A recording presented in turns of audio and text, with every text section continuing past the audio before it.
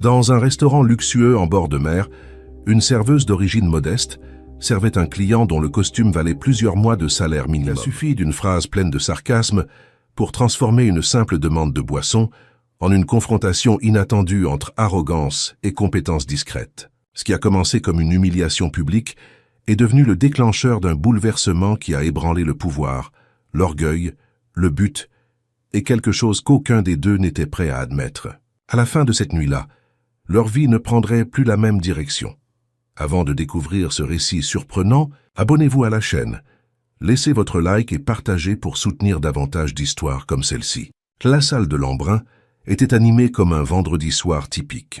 Les tables occupées par des hommes d'affaires, des touristes et des couples célébrant quelque chose de spécial créaient une atmosphère de sophistication discrète, où le tintement des coupes de cristal se mêlait aux murmures de conversations importantes. Hélène circulait entre les tables, avec la précision de quelqu'un qui connaissait chaque centimètre de cet espace. 3 ans passés à servir dans ce restaurant en bord de mer lui avaient appris à lire les clients avant même qu'il n'ouvre la bouche. Quand l'homme en costume impeccable est entré et s'est assis à la table 17, Hélène a su immédiatement que ce serait l'un de ses services difficiles. Il a à peine levé les yeux de son téléphone portable quand elle s'est approchée, et ses doigts ont continué à glisser sur l'écran tandis qu'il murmurait une demande d'eau pétillante. Ce comportement n'était pas nouveau. Hélène avait appris à gérer toutes sortes de clients, des plus aimables à ceux qui traitaient le personnel comme invisible.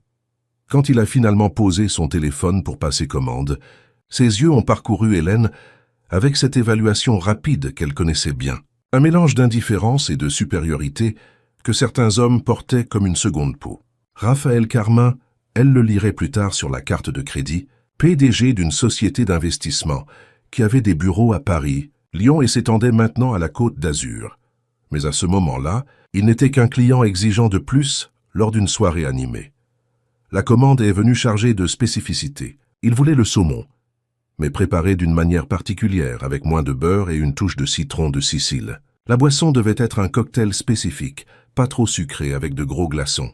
Hélène notait tout avec la patience professionnelle qu'elle avait développée, mais quand il a mentionné qu'il voulait un vin pour accompagner le repas, quelque chose dans son ton a changé. Il y avait un défi voilé là. Vous vous y connaissez en vin ou vous ne faites que prendre des commandes? Hélène aperçut la provocation cachée dans la question désinvolte. Il n'était pas vraiment intéressé par la réponse, juste en train de confirmer sa propre supériorité. C'était un jeu qu'elle voyait fréquemment, surtout avec des hommes habitués à diriger des salles de réunion. Ils testaient, mesuraient, établissaient des hiérarchies même dans des interactions triviales. Hélène aurait pu simplement appeler le sommelier. Cela aurait été le plus facile, le plus sûr. Mais quelque chose dans ce regard dédaigneux a touché un point sensible. Peut-être était-ce la fatigue accumulée de toutes ces années où elle avait été sous-estimée. Peut-être était-ce la fierté de tout ce qu'elle avait étudié les nuits où d'autres dormaient. Ou peut-être était-ce simplement la reconnaissance que cet homme avait besoin d'entendre, que toutes les connaissances ne venaient pas emballées dans des diplômes coûteux et des bureaux au dernier étage. Elle a commencé à parler d'accords mets et vins, avec le calme de quelqu'un qui maîtrisait le sujet. Elle a expliqué que pour le saumon préparé de cette manière, avec la touche d'agrumes qu'il avait demandé, un vin blanc serait plus approprié qu'un rouge. Elle a spécifiquement mentionné un chardonnay de la région de Bourgogne, avec suffisamment de corps pour ne pas disparaître devant le poisson, mais sans l'intensité qui se heurterait au citron. Elle a décrit les notes de fruits jaunes, le léger passage en fût de chêne qui donnerait de la structure sans alourdir, et comment l'acidité naturelle du vin ferait un pont élégant entre la richesse du saumon et la vivacité des agrumes. Raphaël avait cessé de manipuler son téléphone. Ses yeux étaient maintenant fixés sur Hélène, et une expression différente traversait son visage. Ce n'était plus l'indifférence polie d'avant. Il y avait de la surprise, et peut-être une touche de curiosité authentique. Mais quand elle a terminé son explication et attendu la confirmation de la commande, il a fait quelque chose qu'elle n'attendait pas. Le sourire qui est apparu sur ses lèvres n'avait rien d'amical. C'était le genre de sourire qui précède un piège, le regard de quelqu'un qui est sur le point de porter le coup qu'il considère décisif. Il s'est adossé à sa chaise, a croisé les bras et a dit avec une douceur presque cruelle « Pourquoi ne me donnez-vous pas un conseil financier alors, serveuse, puisque vous semblez tout savoir sur tout ?» La salle continuait de vivre autour d'eux. D'autres tables riaient, conversaient, célébraient. Mais pour Hélène, tout s'est suspendu un instant. Elle connaissait ce genre de provocation. C'était le genre de commentaire conçu pour remettre quelqu'un à sa place, pour lui rappeler que, peu importe ce qu'elle savait sur les vins ou quoi que ce soit d'autre, elle n'était qu'une serveuse servant un homme riche dans un restaurant chic. Elle aurait pu sourire poliment et partir. Elle aurait pu ignorer l'offense voilée et simplement traiter la commande. Mais Hélène n'a jamais été du genre à reculer devant les défis, surtout les injustes. Et il se trouve que les finances étaient précisément le sujet qu'elle étudiait avec une passion obsessive ces 2 dernières années. Tout avait commencé avec une dette de carte de crédit qui menaçait de devenir une boule de neige. Hélène s'était sentie complètement perdue, sans comprendre les intérêts composés qui transformaient un petit achat en un monstre dévorant son salaire. C'est alors qu'elle a découvert des vidéos gratuites sur l'éducation financière, des podcasts qu'elle écoutait sur le chemin entre la maison et le travail, des textes qu'elle lisait pendant les pauses entre 2 services. Ce qui avait commencé comme une nécessité s'est transformé en fascination.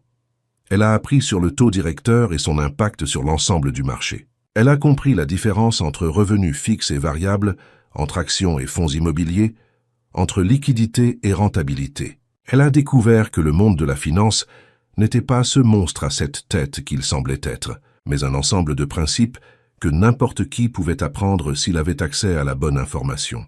Et plus important encore, elle a appris que la connaissance financière n'était pas le privilège des riches, c'était un outil de survie pour les moins aisés. Alors, quand Raphaël a lancé son défi déguisé en blague, Hélène n'a pas hésité. Elle a commencé à parler de diversification de portefeuille, avec la même aisance qu'elle avait parlé de vin. Elle a expliqué les risques de concentration sur un seul type d'actif, surtout en période d'instabilité économique.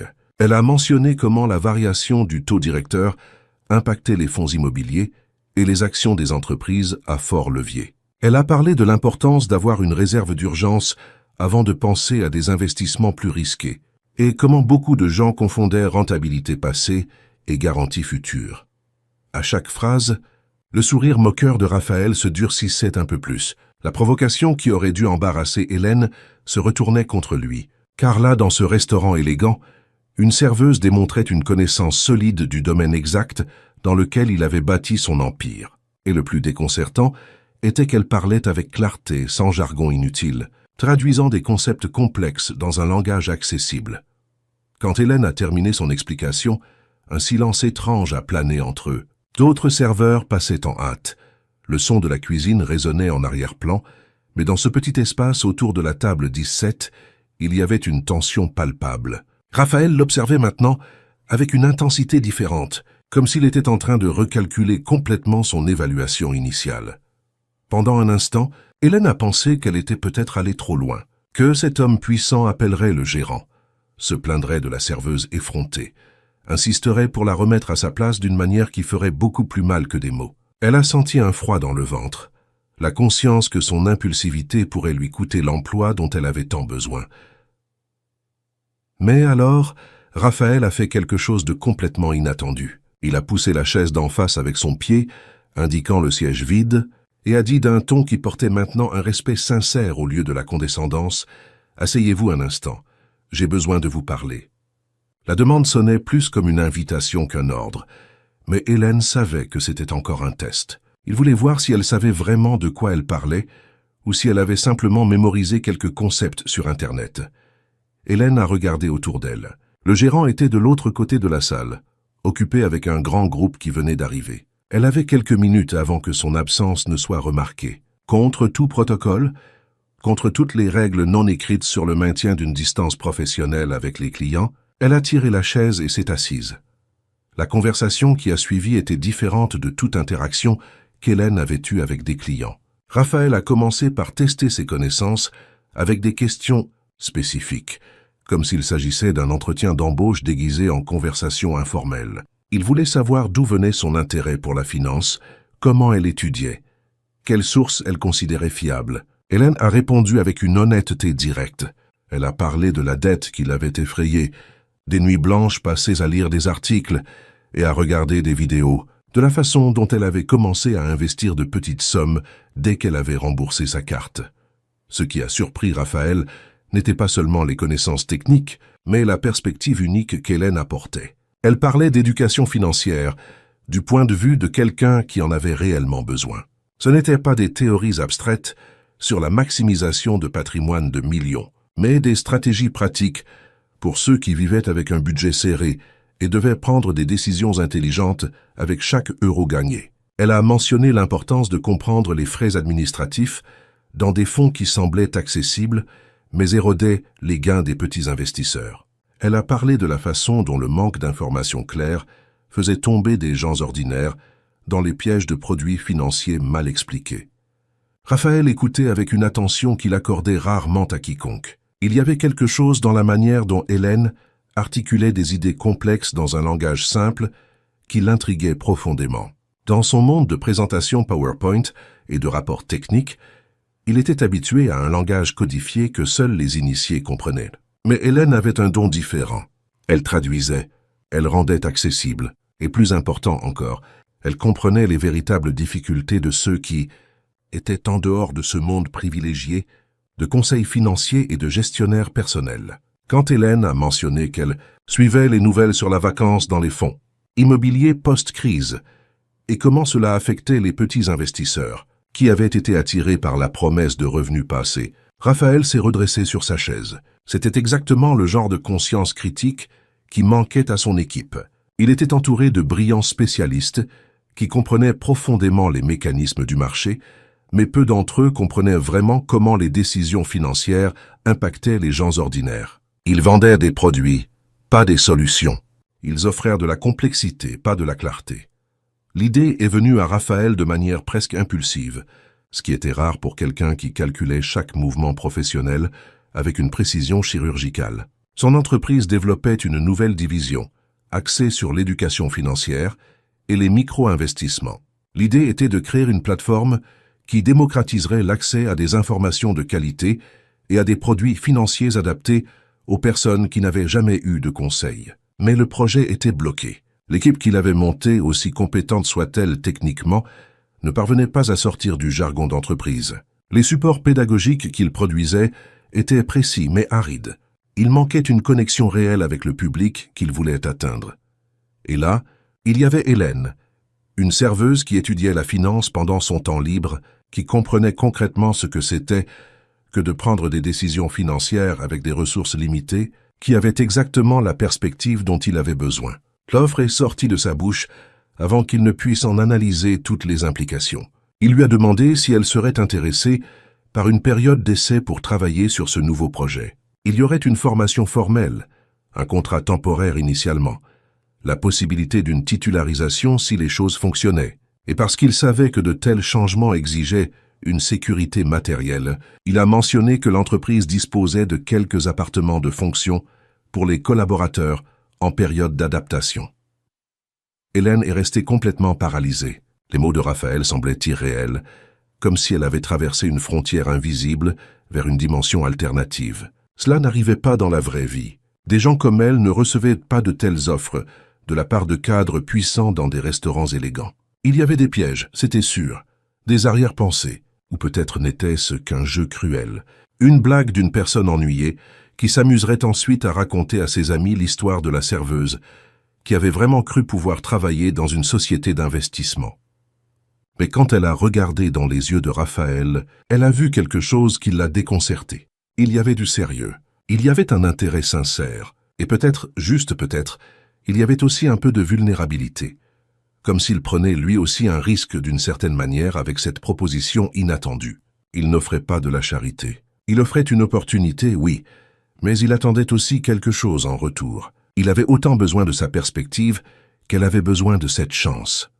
Hélène sentit son cœur s'emballer. Peur et enthousiasme se battaient en elle, avec la même intensité. Peur de sortir de sa zone de sécurité, aussi limitée soit-elle. Peur d'échouer spectaculairement dans un monde pour lequel elle n'avait pas été formée formellement. Peur de découvrir que ses connaissances autodidactes ne seraient pas suffisantes, mais aussi enthousiasme à l'idée de pouvoir enfin travailler avec quelque chose qu'elle aimait. Enthousiasme à l'idée de pouvoir vraiment faire la différence, d'aider d'autres personnes comme elle à comprendre la finance. Enthousiasme à prouver, surtout à elle-même, qu'elle était capable de plus que de servir des tables, aussi honorable que fût ce travail. La réponse est sortie comme un murmure chargé de détermination.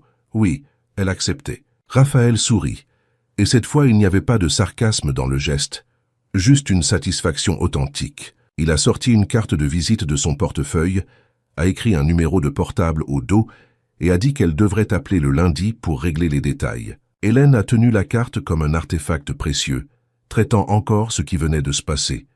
Quand elle s'est enfin levée et est retournée à ses fonctions, le reste du service est passé dans un flou. Elle servait les tables en pilotage automatique, souriant et notant les commandes, tandis que son esprit tournait frénétiquement autour de cette conversation surréaliste. Ses collègues ont remarqué que quelque chose était différent, mais elle ne pouvait pas expliquer. Comment mettre des mots sur le fait que sa vie avait peut-être changé de direction en quelques minutes, grâce à une provocation qui aurait pu l'humilier, mais qui a fini par lui ouvrir une porte. Raphaël a terminé son repas, l'attention partagée entre son téléphone portable et ses pensées sur la décision impulsive qu'il venait de prendre. Il n'avait pas l'habitude d'embaucher des gens comme ça, sur la base de l'instinct. Son entreprise était bâtie sur des processus rigoureux, des analyses minutieuses, des évaluations à plusieurs étapes. Mais il y avait quelque chose chez Hélène qui transcendait les CV et les lettres de recommandation. Elle avait faim, elle avait de l'authenticité. Et plus important encore, elle avait exactement la voix dont le projet avait besoin pour fonctionner.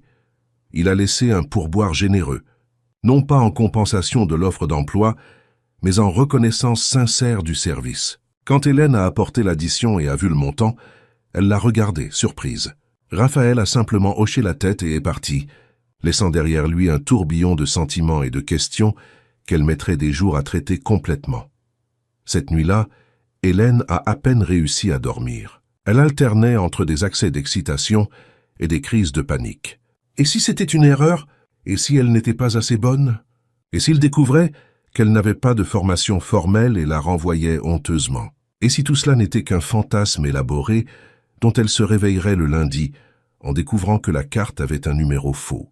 Mais quand le soleil s'est levé sur la côte, illuminant la mer qu'elle voyait de la fenêtre de son petit appartement, Hélène a pris une décision. Elle allait essayer. Elle allait appeler.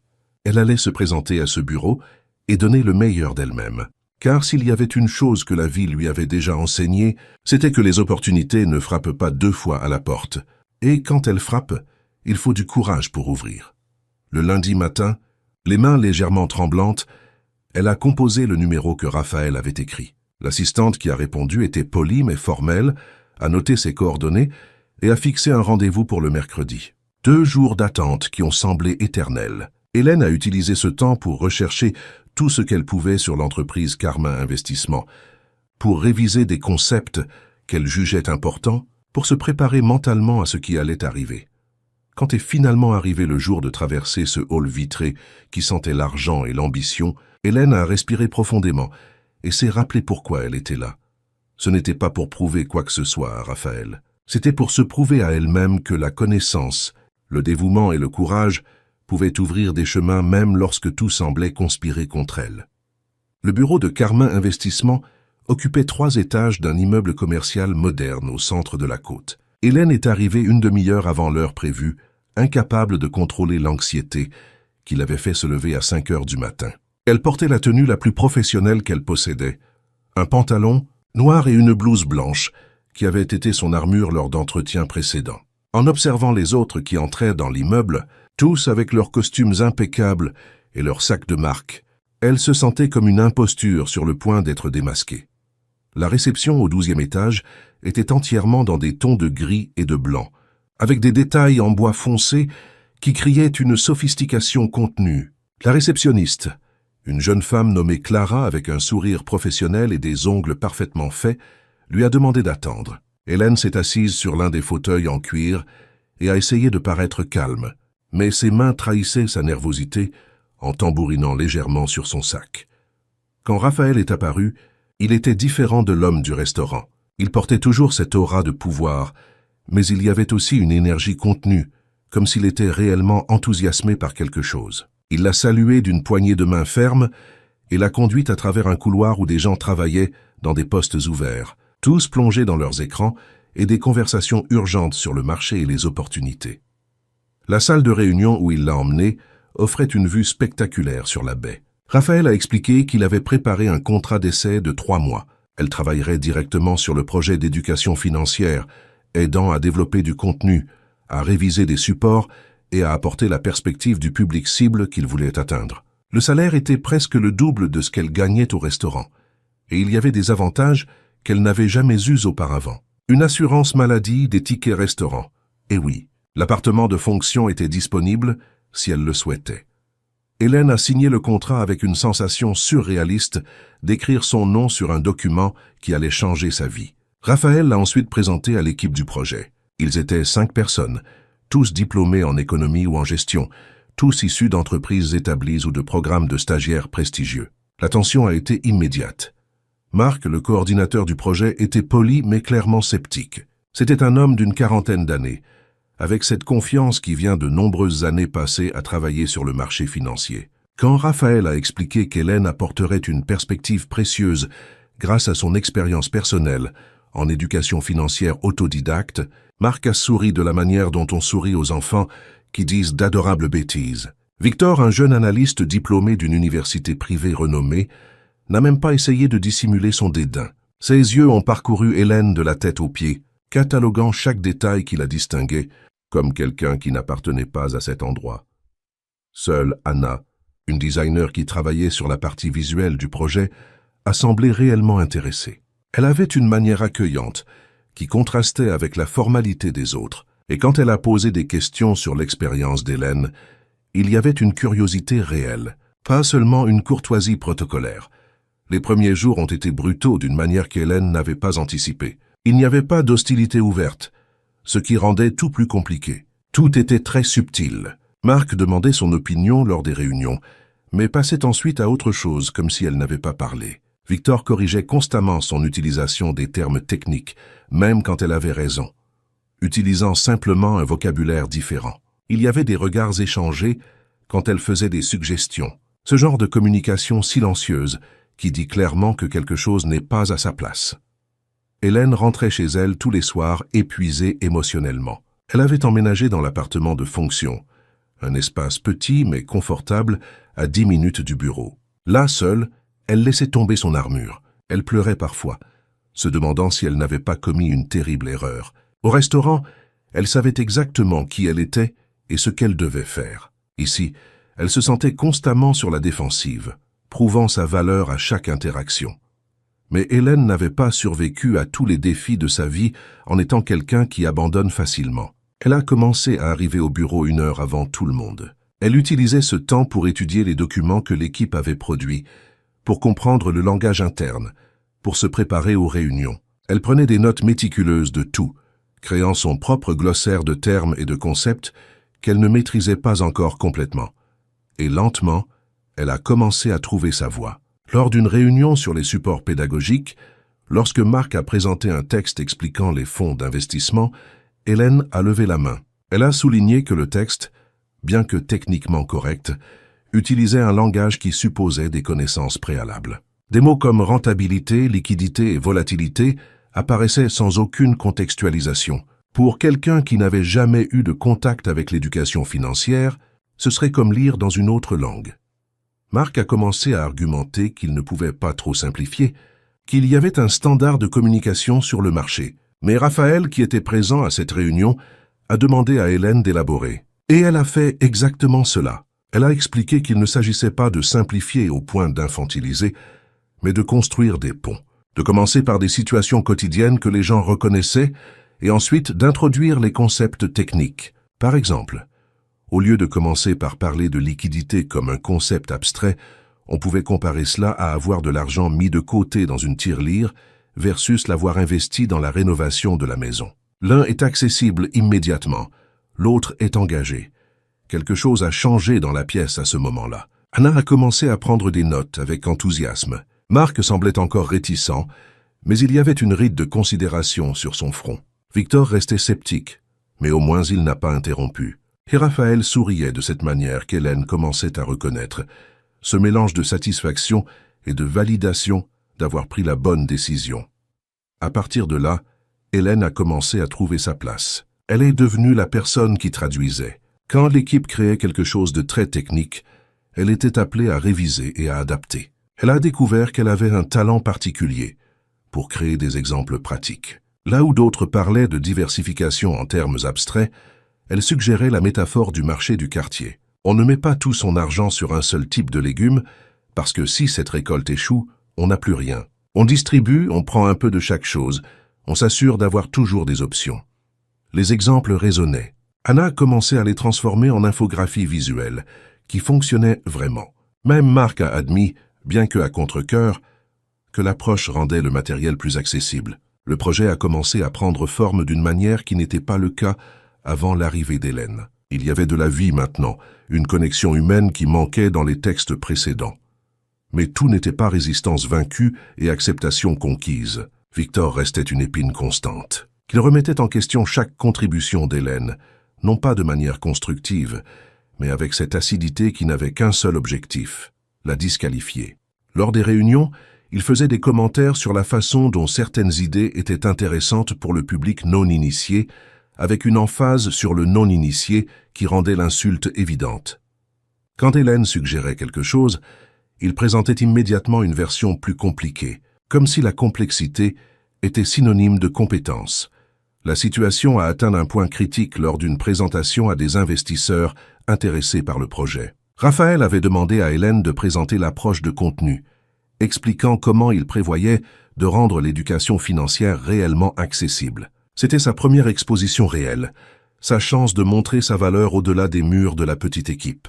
Hélène s'était préparée méticuleusement. Elle avait créé une présentation qui commençait par des données sur l'exclusion financière en France, montrait des exemples de supports qui ne parvenaient pas à se connecter avec le public, puis présentait la nouvelle approche avec des exemples concrets. Elle était nerveuse, mais aussi confiante dans le contenu. Elle savait qu'il était solide, parce qu'il venait d'une expérience réelle, pas seulement de la théorie. La présentation a bien commencé. Les investisseurs semblaient intéressés, posaient des questions, prenaient des notes. Mais alors Victor a décidé d'intervenir. Au milieu de l'explication d'Hélène sur la façon dont il prévoyait d'aborder le concept d'intérêt composé, il l'a interrompu pour faire une correction technique. Le problème était que la correction était fausse. Victor confondait deux concepts différents dans sa hâte de paraître plus connaisseur. Hélène est restée paralysée. Elle savait qu'il avait tort. Mais le corriger là, devant les investisseurs, créerait une confrontation directe. Elle serait vue comme arrogante, comme quelqu'un qui ne connaît pas sa place. Les secondes passaient et la tension dans la salle augmentait. Les investisseurs regardaient entre Hélène et Victor, attendant qu'elle réponde ou continue. Raphaël était au bout de la table, son visage indéchiffrable. Hélène a pris une profonde inspiration. Elle a pensé à toutes les fois où elle avait ravalé ses mots pour maintenir la paix, à toutes les occasions où elle avait laissé passer des commentaires injustes, parce que cela ne valait pas la peine de se battre. Mais cette fois, il y avait plus en jeu que son orgueil. Il y avait la crédibilité du projet, la confiance des investisseurs, et oui, il y avait aussi sa propre intégrité professionnelle. Elle ne pouvait pas laisser passer des informations erronées comme des vérités, pas quand le but de tout ce travail était justement d'offrir des informations précises et honnêtes. D'une voix calme mais ferme, elle a corrigé Victor. Elle a expliqué la différence entre les concepts qu'il avait confondus, a utilisé un exemple simple pour illustrer pourquoi sa correction ne s'appliquait pas au contexte, puis a repris sa présentation comme si rien ne s'était passé. Le visage de Victor est devenu rouge. Marc regardait vers le bas, clairement mal à l'aise avec la confrontation. Anna esquissait un sourire discret de soutien, et Raphaël avait dans les yeux quelque chose qu'Hélène ne parvenait pas à déchiffrer complètement, mais qui semblait dangereusement proche de l'admiration. Les investisseurs ont semblé impressionnés non seulement par la correction, mais par la manière dont Hélène avait géré la situation. Professionnelle, sans arrogance, concentrée sur le contenu et non sur l'ego. Lorsque la présentation a pris fin, les questions qu'ils ont posées lui ont été directement adressées. Et Hélène a répondu à chacune avec le mélange de connaissances techniques et de clarté communicative qui devenait sa marque de fabrique. Après le départ des investisseurs, Raphaël a demandé à Hélène de rester. Une fois la salle vide et qu'ils furent seuls, il n'a rien dit pendant quelques secondes, se contentant de l'observer avec cette intensité qu'elle commençait à reconnaître. Puis il a dit qu'elle avait fait un travail exceptionnel, que son courage à maintenir l'intégrité de l'information même sous pression était exactement le type de caractère qu'il recherchait dans son équipe. Il a mentionné qu'il était impressionné non seulement par ses connaissances, mais par sa capacité à maintenir ses convictions face aux défis. Hélène sentit son visage rougir sous le compliment. Il y avait quelque chose dans la façon dont Raphaël la regardait qui allait au-delà du professionnel. Une attention qui la rendait à la fois à l'aise et nerveuse. Elle le remercia, essayant de garder un ton neutre, mais ses yeux trahissaient l'émotion qu'elle ressentait. Pour la première fois depuis qu'elle avait commencé ici, elle sentait qu'elle appartenait vraiment, qu'elle avait prouvé sa valeur non pas malgré ses origines, mais grâce à la perspective unique qu'elle lui donnait. Les jours qui suivirent apportèrent une dynamique différente. Victor garda ses distances, clairement irrité par l'humiliation publique. Mais Marc commença à vraiment écouter les suggestions d'Hélène, en mettant en œuvre plusieurs d'entre elles dans les supports. L'équipe produisait un contenu qui semblait enfin relier théorie et pratique, connaissances sophistiquées et langage accessible. Les premiers tests, avec des groupes de discussion, furent étonnamment positifs. Des personnes qui ne s'étaient jamais intéressées aux investissements étaient réellement engagées avec les supports, posant des questions intelligentes, voulant en savoir plus. C'est dans ce contexte que l'invitation est apparue. Raphaël l'a appelé dans son bureau un après-midi et a expliqué qu'il y aurait un dîner de gala ce samedi-là. C'était un événement important pour le réseautage, où seraient présents des investisseurs potentiels, des partenaires stratégiques et des figures influentes du marché financier local. Il pensait qu'il serait précieux pour Hélène d'être présente, non seulement pour établir des contacts, mais pour que davantage de personnes connaissent le projet et l'approche différente qu'il développait. Hélène sentit son estomac se nouer.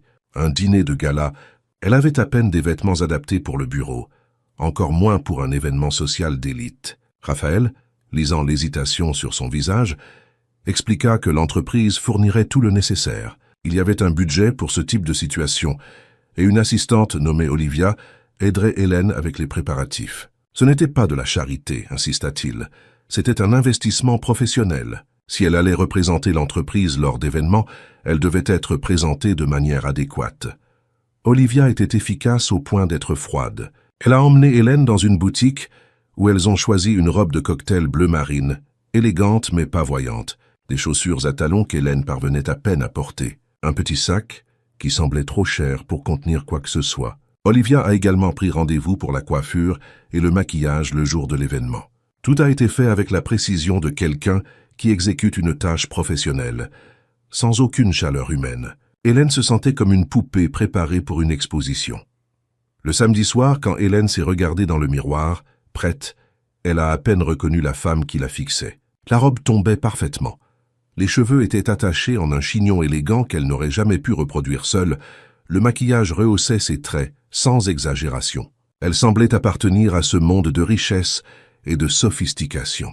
Mais à l'intérieur, elle était toujours la serveuse qui servait des tables et étudiait la finance pendant ses pauses. La question qui la tourmentait était de savoir si les gens verraient à travers la fantaisie, s'ils reconnaîtraient l'imposture cachée sous des couches d'élégance empruntées. Raphaël est venu la chercher en personne. Quand elle a ouvert la porte de l'appartement et qu'il l'a vue, quelque chose a traversé son visage qui a fait bondir le cœur d'Hélène. Ce n'était pas seulement une approbation professionnelle, c'était une admiration sincère, peut-être même quelque chose de plus profond qu'aucun des deux n'était prêt à nommer. Il la saluait en disant qu'elle était impeccable, mais ses yeux en disaient plus que les mots. Le dîner avait lieu dans un club nautique avec vue sur la baie. Des yachts luxueux se balançaient doucement sur les quais, leur lumière se reflétant dans l'eau sombre. À l'intérieur de la salle, des femmes en robe de soirée et des hommes en smoking circulaient, avec des coupes de champagne, leur rire poli résonnant dans un environnement qui sentait l'argent et l'influence. Hélène ressentait la sensation familière de ne pas appartenir, mais cette fois, Raphaël était à ses côtés, sa présence solide comme une ancre. Les présentations furent un test de résistance émotionnelle. Raphaël la présentait comme analyste de projets spéciaux chez Carmin Investissement, travaillant sur le programme d'éducation financière. Les réactions variaient. Certains manifestaient un intérêt sincère, voulant en savoir plus sur le projet. D'autres offraient des sourires polis mais vides, ne voyant clairement aucune pertinence dans le travail. Et puis il y avait ceux qui posèrent la question inévitable. De quelle université venez-vous?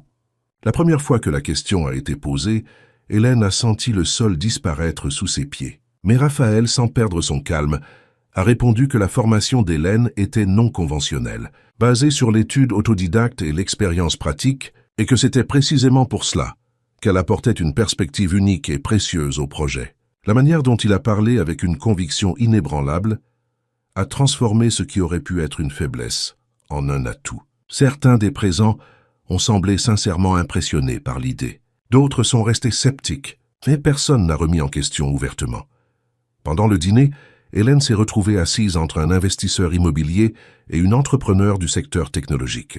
La conversation portait sur le marché, les opportunités, les défis économiques. Quand le sujet du microcrédit a été abordé, Hélène a enfin trouvé un terrain familier. Elle a parlé des taux abusifs que de nombreuses institutions imposaient aux petits entrepreneurs, de la façon dont le manque d'éducation financière poussait les gens à signer des contrats qui les emprisonnaient dans des cycles d'endettement. Elle a mentionné des chiffres qu'elle avait étudiés, des exemples réels qu'elle connaissait, des solutions possibles qui semblaient évidentes, mais étaient systématiquement ignorées. L'entrepreneur technologique s'est penché, intéressé, posant des questions sur les défauts de paiement et le profil de risque des populations à faible revenu. Hélène a répondu avec des données et des nuances, expliquant que le problème n'était souvent pas le manque de volonté de payer, mais le manque de compréhension réelle des termes du contrat. Quand vous prêtez à quelqu'un qui ne comprend pas ce qu'est l'intérêt composé, vous ne faites pas des affaires. Vous créez un piège, a-t-elle dit. La phrase est restée en suspens dans l'air, chargée d'une vérité inconfortable. L'investisseur immobilier, un homme d'une 60aine d'années, qui semblait initialement désintéressé, a commencé à poser des questions plus sérieuses. Il voulait savoir si Hélène croyait vraiment que l'éducation financière pouvait changer des comportements enracinés, si le projet avait une portée réelle ou n'était qu'une belle initiative pour améliorer l'image de l'entreprise. Hélène n'a pas adouci sa réponse. Elle a dit que l'éducation seule ne résolvait pas les problèmes structurels tels que l'inégalité des revenus ou l'accès limité à un crédit équitable, mais que donner aux gens les outils pour prendre des décisions éclairées était un premier pas crucial. Et que oui, le projet avait un potentiel d'impact réel s'il était mené avec sérieux et non pas seulement comme du marketing social. L'honnêteté brutale d'Hélène aurait pu être une erreur diplomatique. Mais quelque chose de curieux s'est produit. Les personnes autour de la table ont cessé de parler et ont commencé à écouter. Il y avait une authenticité dans ses paroles qui contrastait avec la diplomatie prudente typique de ces événements. Elle n'essayait pas d'impressionner ou de vendre quoi que ce soit. Elle partageait des convictions forgées par une expérience réelle, non par des présentations PowerPoint. Lorsque le dîner officiel s'est terminé et que les invités ont commencé à se disperser en petits groupes sur la véranda et dans les jardins du club, Raphaël a légèrement touché le bras d'Hélène et a indiqué l'extérieur d'un geste discret. Elle l'a suivi, soulagée de quitter la salle étouffante et les conversations qui exigeaient une vigilance constante sur chaque mot. La véranda donnait sur la mer, et la brise nocturne apportait l'odeur du sel et une sensation de liberté qui contrastait avec l'atmosphère contrôlée de l'événement. Ils se tenaient côte à côte sur le parapet, observant les lumières de la ville se reflétant dans l'eau. Pendant un temps, aucun des deux ne parla, appréciant simplement le silence confortable qui s'était installé entre eux. C'est Raphaël qui a finalement rompu le silence, mais pas avec des sujets professionnels ou des observations polies sur l'événement. Il a dit quelque chose qui a pris Hélène complètement au dépourvu. Il a dit qu'il l'avait embauchée non seulement pour ce qu'elle savait sur la finance, mais pour le courage qu'elle avait démontré cette nuit-là au restaurant. Hélène se tourna vers lui, confuse. Raphaël continua, expliquant qu'il était entouré de personnes brillantes, de personnes qui comprenaient profondément le marché et les investissements. Mais rares étaient celles qui avaient le courage de défendre un point de vue face à quelqu'un qui pourrait les détruire d'un mot. Il avait vu en elle quelque chose qu'il reconnaissait, quelque chose qu'il avait lui-même perdu au fil des ans, la capacité d'être authentique, même lorsque cela coûtait cher. Hélène ne savait pas quoi dire. Il y avait une vulnérabilité dans la voix de Raphaël qu'elle n'avait jamais entendue auparavant, une fissure dans l'armure de l'exécutif à succès. Elle a demandé ce qu'il voulait dire par avoir perdu l'authenticité. Et c'est alors que Raphaël a commencé à raconter une histoire qu'elle ne s'attendait pas à entendre. Une confession qui expliquait beaucoup de choses sur l'homme derrière l'arrogance initiale. Il a parlé de son propre parcours, de la façon dont il venait d'une famille de classe moyenne, pas riche mais pas pauvre non plus, avec des parents qui travaillaient dur pour assurer une éducation de qualité. Il a raconté comment il avait dû travailler jeune pour aider à la maison, comment chaque promotion dans sa carrière avait été une bataille pour prouver qu'il méritait sa place, comment son ascension au sommet était venue avec un prix qu'il n'avait pas calculé, l'éloignement progressif du monde réel, la perte de connexion avec les gens ordinaires dont il affectait désormais la vie par ses décisions d'entreprise. Mais ce qui a vraiment changé le ton de la conversation, c'est quand Raphaël a mentionné quelqu'un, une personne du passé qui avait été cruciale dans sa formation. Elena était son nom, une amie de l'université. Elle venait d'une réalité beaucoup plus dure que la sienne. Travaillait le jour et étudiait la nuit, rêvait de démocratiser les connaissances financières, car elle avait vu dans sa propre famille les ravages que le manque de ces connaissances causait. Elle croyait avec une passion féroce que l'éducation financière n'était pas un luxe, mais un droit fondamental qui devrait être accessible à tous. La voix de Raphaël baissa tandis qu'il racontait comment Elena était morte dans un accident de voiture, juste après l'obtention de leur diplôme. Comment cet événement l'avait dévasté d'une manière qu'il avait mis des années à surmonter. Comment il avait canalisé sa douleur dans une ambition effrénée, construisant un empire financier, mais perdant en chemin le but qu'elle défendait tant. Le projet d'éducation financière qu'Hélène aidait maintenant à développer n'était pas seulement une initiative d'entreprise. C'était une tentative tardive d'honorer la mémoire et les idéaux de quelqu'un qu'il avait aimé et perdu. Hélène sentit des larmes lui brûler les yeux. Soudain, tant de choses prenaient sens. La provocation initiale au restaurant n'était pas seulement une arrogance vide, mais une sorte de test inconscient. L'embauche impulsive n'était pas de la folie, mais la reconnaissance de quelque chose de familier. La défense constante d'Hélène contre les sceptiques au bureau n'était pas du favoritisme, mais Raphaël essayant de donner à une autre personne la chance qu'il n'avait pas pu donner à Elena. Elle toucha doucement son bras, un geste de réconfort qui transcendait les hiérarchies professionnelles. Elle dit qu'elle regrettait profondément sa perte, mais qu'Elena serait fière de ce qu'il essayait de construire maintenant. Qu'il n'était jamais trop tard pour reprendre un but, pour corriger le cap, pour utiliser le pouvoir et les ressources au profit de ce qui importait réellement. Les mots sortirent sincères, sans artifice, et Raphaël se tourna complètement vers elle.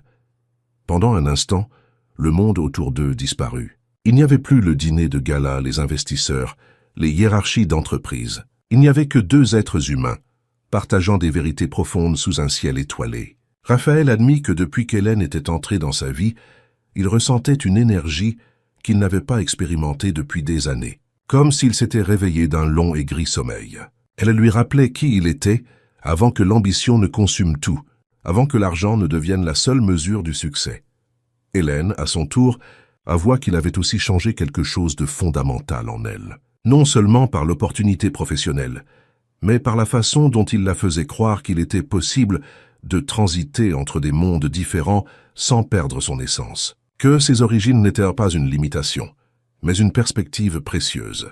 Que la connaissance et la détermination pouvaient, oui, ouvrir des portes qui semblaient à jamais verrouillées. La conversation a alors glissé vers des territoires plus intimes. Raphaël a voulu en savoir plus sur la vie d'Hélène, sur sa famille, ses rêves au-delà de sa carrière.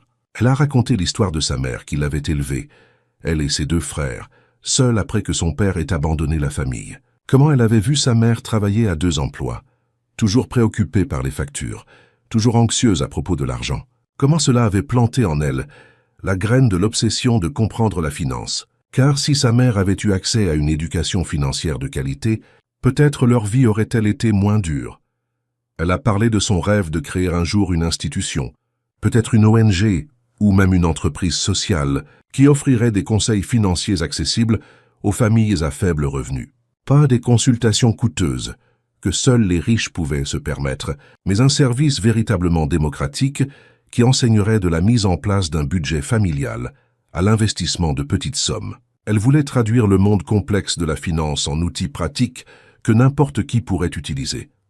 Raphaël écouta avec une attention absolue. Quand elle eut fini, il dit quelque chose qui fit accélérer le cœur d'Hélène. Il dit que ce qu'elle avait décrit était exactement ce que le projet d'éducation financière de l'entreprise devait être. Qu'il avait les ressources et la structure, mais qu'elle avait le but et une connexion authentique avec le public. Qu'ensemble, Peut-être pourrait-il vraiment faire quelque chose qui compte. Quelque chose qui aille au-delà des profits trimestriels et des rapports aux actionnaires. Mais alors il ajouta quelque chose de plus. Il dit qu'il admirait profondément sa clarté sur ses valeurs, sur ce qui était important. Que ces dernières années, il avait perdu cette boussole morale, prenant des décisions basées uniquement sur le rendement financier, oubliant que certaines choses avaient une valeur qui ne tenait pas dans des feuilles de calcul. En la regardant là sous les étoiles, il sentait qu'il retrouvait cette partie perdue de lui-même. L'intensité de son regard coupa le souffle à Hélène. Il se passait quelque chose entre eux qui allait bien au-delà d'une relation professionnelle ou de mentor à apprenti. Il y avait de l'attirance, oui, mais aussi une connexion plus profonde, la reconnaissance d'âme qui se comprenait à un niveau fondamental. Mais tous deux savaient que c'était un territoire dangereux. Il y avait des différences de pouvoir évidentes. Elle était sa subordonnée. Tout ce qui irait au-delà du professionnel serait compliqué d'une manière qu'aucun des deux n'était prêt à gérer. C'est Hélène qui a reculé la première, créant une distance physique sûre en commentant la belle vue. Raphaël a compris le geste pour ce qu'il était. Une limite nécessaire, du moins pour l'instant. Il a acquiescé à propos de la vue et a suggéré qu'ils retournent à l'événement avant que leur absence ne soit remarquée et ne génère des spéculations indésirables. Mais en marchant de retour, il a dit doucement que cette conversation avait beaucoup signifié pour lui, qu'il était rare de trouver quelqu'un avec qui il pouvait être authentique. Hélène a simplement acquiescé, ne faisant pas confiance à sa propre voix. Parce qu'elle ressentait la même chose, et cela l'effrayait autant que cela l'émotionnait. De retour dans la salle, ils se sont séparés naturellement, circulant entre différents groupes, maintenant les apparences professionnelles. Mais quelque chose avait fondamentalement changé cette nuit-là. Une ligne avait été franchie, même si aucun des deux ne l'admettait ouvertement. Et tous deux savaient qu'il n'y avait pas de retour en arrière possible, pas moyen de faire comme si cette connexion n'existait pas. Quand la nuit s'est finalement terminée et que Raphaël la ramena à son appartement, la conversation dans la voiture fut soigneusement désinvolte. Ils parlèrent des contacts intéressants de l'événement, des partenariats possibles pour le projet, des prochaines étapes professionnelles. Mais il y avait un courant souterrain d'émotions inexprimées, une tension qui rendait même le silence chargé de sens. En se disant au revoir à la porte de l'immeuble, Raphaël a tenu la main d'Hélène une seconde de plus que ce qui aurait été approprié. Il a dit qu'elle avait été exceptionnelle cette nuit-là, qu'elle avait impressionné des personnes importantes et représenté le projet avec perfection. Mais ses yeux disaient d'autres choses, des choses qui ne tenaient pas dans des compliments professionnels. Hélène l'a remercié et est entrée rapidement, avant que le courage ou l'imprudence ne la pousse à faire quelque chose qui ne pourrait être défait. Les semaines qui suivirent le dîner de gala apportèrent une dynamique compliquée au bureau. Le projet d'éducation financière prenait une réelle ampleur. Les supports révisés avec l'approche d'Hélène commencèrent à être testés auprès de groupes de discussion, et les résultats étaient constamment positifs. Les personnes qui trouvaient auparavant les investissements intimidants étaient engagées, posant des questions, voulant en savoir plus. La clarté du langage, les exemples pratiques et l'absence de jargon inutile faisaient une différence mesurable, mais le succès a apporté sa propre complication. Plus le travail d'Hélène devenait visible, plus son influence sur le projet devenait évidente. Et cela générait des réactions diverses. Anna était devenue une alliée sincère, quelqu'un en qui Hélène pouvait avoir confiance. Elles déjeunaient ensemble, échangèrent des idées. Et Anna défendait fréquemment les propositions d'Hélène lors des réunions, lorsque d'autres tentaient de les diluer. Marc était sur un terrain ambigu. Il reconnaissait les résultats, mais était clairement gêné par le fait que quelqu'un sans formation traditionnelle ait autant d'impact sur un projet qu'il coordonnait. Victor, cependant, était devenu un adversaire déclaré. Il ne ratait aucune occasion de saper Hélène, toujours de manière subtile, difficiles à affronter directement. Des commentaires sur le fait que certaines approches étaient trop simplistes, des suggestions qu'il serait peut-être préférable d'embaucher quelqu'un avec une formation adéquate pour prendre en charge le projet maintenant qu'il prenait de l'importance, des insinuations sur un favoritisme inexplicable de la part de la direction. Les chuchotements ont commencé. Hélène percevait des regards spéculatifs lorsqu'elle entrait dans les salles de réunion. Des conversations qui s'arrêtaient brusquement quand elle s'approchait. Une narration était en train de se construire, et elle n'était pas flatteuse. Les gens commençaient à se demander pourquoi Raphaël consacrait autant de temps personnel au projet? Pourquoi il était si impliqué dans des détails qu'il déléguerait normalement? Et inévitablement, ils ont commencé à spéculer sur la nature de la relation entre lui et Hélène. La vérité était que Raphaël était réellement plus impliqué que ce qui serait typique. Il participait à des réunions hebdomadaires sur le projet, révisait personnellement les supports, tenait à être présent lors des présentations importantes. Il disait que c'était parce que c'était une priorité stratégique pour l'entreprise, un réel avantage concurrentiel. Mais Hélène savait, et soupçonnait que d'autres le savaient aussi, qu'il y avait plus derrière cette attention. La tension entre eux était palpable chaque fois qu'ils étaient seuls. Il y avait des moments lors de réunions où leurs regards se croisaient et disaient des choses qui ne pouvaient être verbalisées. Il y avait des conversations sur des données et des stratégies qui semblaient porter des doubles sens. Une fois, lorsque Raphaël la félicita pour une présentation particulièrement réussie, ses doigts touchèrent brièvement sa main en lui rendant un document. Et tous deux ressentirent l'électricité de ce contact minimal. Mais tous deux étaient prudents. Ils maintenaient une distance professionnelle en public. Ils évitaient les situations qui pourraient être mal interprétées. Raphaël ne l'invitait jamais à des réunions individuelles à huis clos, s'assurant toujours que d'autres personnes soient présentes. Hélène prenait soin de ne pas apparaître trop souvent dans son bureau. Ils essayaient de faire les choses correctement, d'établir des limites claires. Mais plus ils essayaient de nier, plus il devenait évident pour eux deux que quelque chose de profond grandissait là. Le point de rupture est survenu lors d'une réunion particulièrement tendue avec le conseil d'administration. Raphaël avait convoqué une présentation sur l'état d'avancement du projet d'éducation financière, voulant montrer les progrès et justifier l'investissement continu. Hélène a préparé une présentation complète, montrant non seulement les chiffres positifs des tests, mais aussi le potentiel d'impact réel sur le marché. Elle a soutenu qu'il existait une énorme population mal desservie par les institutions financières traditionnelles, et que celui qui réussirait à gagner la confiance de ce public en premier aurait un avantage concurrentiel significatif. Tout se passait bien jusqu'à ce que l'un des directeurs, un homme nommé Luc réputé être particulièrement difficile, commence à poser des questions provocatrices. Il a remis en question la viabilité économique de servir des clients à faible revenu, a demandé si ce n'était pas seulement du marketing social sans réel retour. Quand Hélène a répondu avec des données concrètes sur le potentiel du marché, il l'a brusquement interrompu et a dit que tout cela était très beau en théorie, mais qu'il doutait que quelqu'un sans formation académique comprenne réellement les complexités impliquées. Le silence qui suivit fut assourdissant. Hélène sentit le sang lui monter au visage, mais se força à garder son calme. Avant qu'elle ne puisse répondre cependant, Raphaël intervint. Sa voix était maîtrisée, mais il y avait de l'acier quand il dit que la formation académique était importante, mais qu'elle n'était pas le seul indicateur de compétence. Que Hélène avait démontré une compréhension profonde, non seulement des concepts financiers, mais aussi de la communication et de la connexion humaine qui manquaient à de nombreux docteurs. Que les résultats parlèrent d'eux-mêmes, et que remettre en question les qualifications à ce stade, c'était perdre de vue ce qui importait vraiment. La défense était emphatique et excessive. Tout le monde dans la salle l'a remarqué. Hélène a vu les regards échangés, les sourcils levés. Raphaël venait de pointer une cible sur eux deux en la défendant avec autant de passion.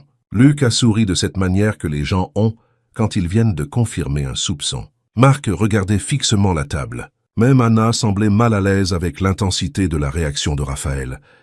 La réunion s'est terminée par une approbation prudente pour poursuivre le projet, mais l'ambiance était gâchée. Quand tout le monde est parti, Raphaël a demandé à Hélène de rester. Dès que la porte s'est refermée, il a commencé à s'excuser. Il a dit qu'il avait peut-être exagéré dans sa défense, qu'il aurait dû la laisser répondre par elle-même. Mais Hélène l'a interrompu. Elle a dit qu'elle appréciait sa défense, mais qu'ils savaient tous deux que cela avait créé un problème. Les gens avaient maintenant des munitions pour leurs spéculations. La situation professionnelle des deux était compromise par quelque chose qu'ils n'avaient même pas permis d'arriver. Raphaël passa la main dans ses cheveux, clairement frustré. Il admit qu'il devenait de plus en plus difficile de maintenir une distance professionnelle, alors que tout ce qu'il voulait était de passer plus de temps avec elle. Que chaque réunion était une torture de proximité contrôlée, qu'il se réveillait en pensant à elle, et s'endormait en pensant à elle, et que cela affectait son jugement de manière dangereuse. La confession sortit brute, sans filtre, et laissa Hélène complètement désarmée. Elle voulait dire qu'elle ressentait la même chose, qu'elle aussi se réveillait avec lui dans ses pensées, qu'elle aussi luttait contre l'impulsion de franchir cette ligne invisible qu'ils avaient tracée entre eux, mais elle savait aussi qu'il y avait beaucoup plus en jeu pour elle que pour lui. Si cela se terminait mal, Raphaël continuerait d'être PDG d'une entreprise prospère. Hélène ne serait qu'une autre histoire de relations inappropriées au travail, une autre femme qui aurait prétendument gravi les échelons en dormant. Ce serait la fin de toute crédibilité qu'elle aurait construite. Alors elle a fait la seule chose sensée qu'elle pouvait faire.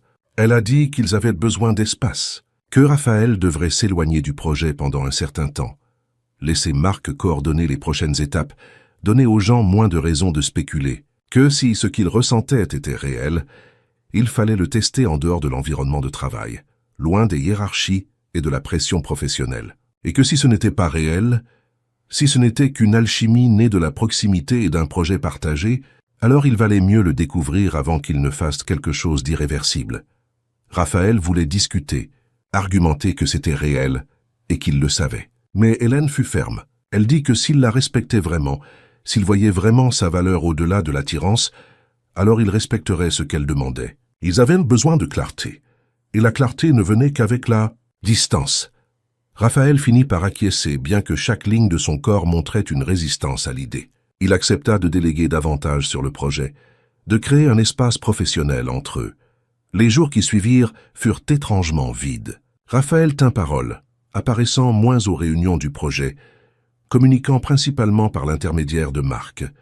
Mais son absence était aussi marquée que sa présence l'avait été auparavant. Hélène se surprenait à le chercher dans les couloirs, ressentant une pointe de déception quand elle ne le voyait pas. Le travail continuait. Les supports étaient affinés, les tests se poursuivaient, mais tout avait maintenant une qualité mécanique. C'est Anna qui a finalement confronté Hélène. Dans un café après le travail, elle a demandé directement ce qui se passait entre Hélène et Raphaël. Ce n'était pas une accusation, c'était une véritable inquiétude d'amis. Hélène a nié au début, mais Anna l'a simplement regardée avec cette patience de quelqu'un qui savait qu'elle attendait la vérité. Et alors Hélène s'est effondrée, racontant tout. La connexion depuis cette première nuit, les conversations profondes, l'attirance grandissante, l'impossibilité de toute la situation. Anna écouta sans juger, et quand Hélène eut terminé, elle dit quelque chose de surprenant. Elle dit qu'il était évident pour quiconque, avec des yeux, qu'il y avait quelque chose entre eux, mais que ce n'était pas nécessairement un problème. Le problème était la façon dont ils géraient cela, niant et créant plus de drame que s'ils étaient simplement honnêtes à propos de leurs sentiments. Anna raconta qu'elle-même avait commencé une relation avec quelqu'un du travail des années auparavant, et que cela avait fonctionné parce qu'ils avaient été transparents, avaient établi des limites claires, et n'avaient jamais laissé le personnel interférer avec le professionnel. Hélène aurait voulu croire que cela pouvait être aussi simple, mais elle savait que son cas était différent. Anna n'était pas la subordonnée directe de la personne avec qui elle était en relation. Il n'y avait pas de différence de pouvoir aussi marquée, et Anna avait la sécurité d'une formation académique et d'un solide historique professionnel. Hélène n'avait que quelques mois dans un emploi qu'elle avait obtenu de manière non conventionnelle, et sa crédibilité était déjà remise en question par beaucoup. La crise est venue d'où Hélène s'y attendait le moins. Victor était resté trop silencieux ces dernières semaines, et elle aurait dû réaliser que c'était un signe de problème. Il tramait quelque chose, rassemblant des munitions pour une attaque qui serait plus efficace que les provocations lors des réunions. Et le coup est venu sous forme d'email à l'ensemble de la direction, avec copie à l'équipe du projet. Dans l'email, Victor exprimait une préoccupation formelle concernant des irrégularités dans le processus de recrutement et un favoritisme inapproprié. Il citait les politiques de l'entreprise sur les conflits d'intérêts, mentionnait le manque de qualification formelle d'Hélène par rapport à d'autres candidats qui auraient pu être considérés pour le poste. Et puis, dans le paragraphe le plus dévastateur, il suggérait que la proximité entre Hélène et Raphaël soulevait des questions sur la propriété de la relation professionnelle et si les décisions étaient prises par mérite ou pour des raisons personnelles. Hélène lut l'email les mains tremblantes. Son pire cauchemar se matérialisait. Peu importait qu'elle ait travaillé sans relâche, que les résultats du projet soient mesurablement positifs, qu'elle ait prouvé sa valeur à maintes reprises. Une insinuation d'inconduite était suffisante pour tout entacher. Les gens croiraient ce qu'ils voulaient croire. Et pour beaucoup, Il était plus facile de croire qu'elle était arrivée là par favoritisme que d'accepter que quelqu'un sans diplôme puisse être réellement compétent.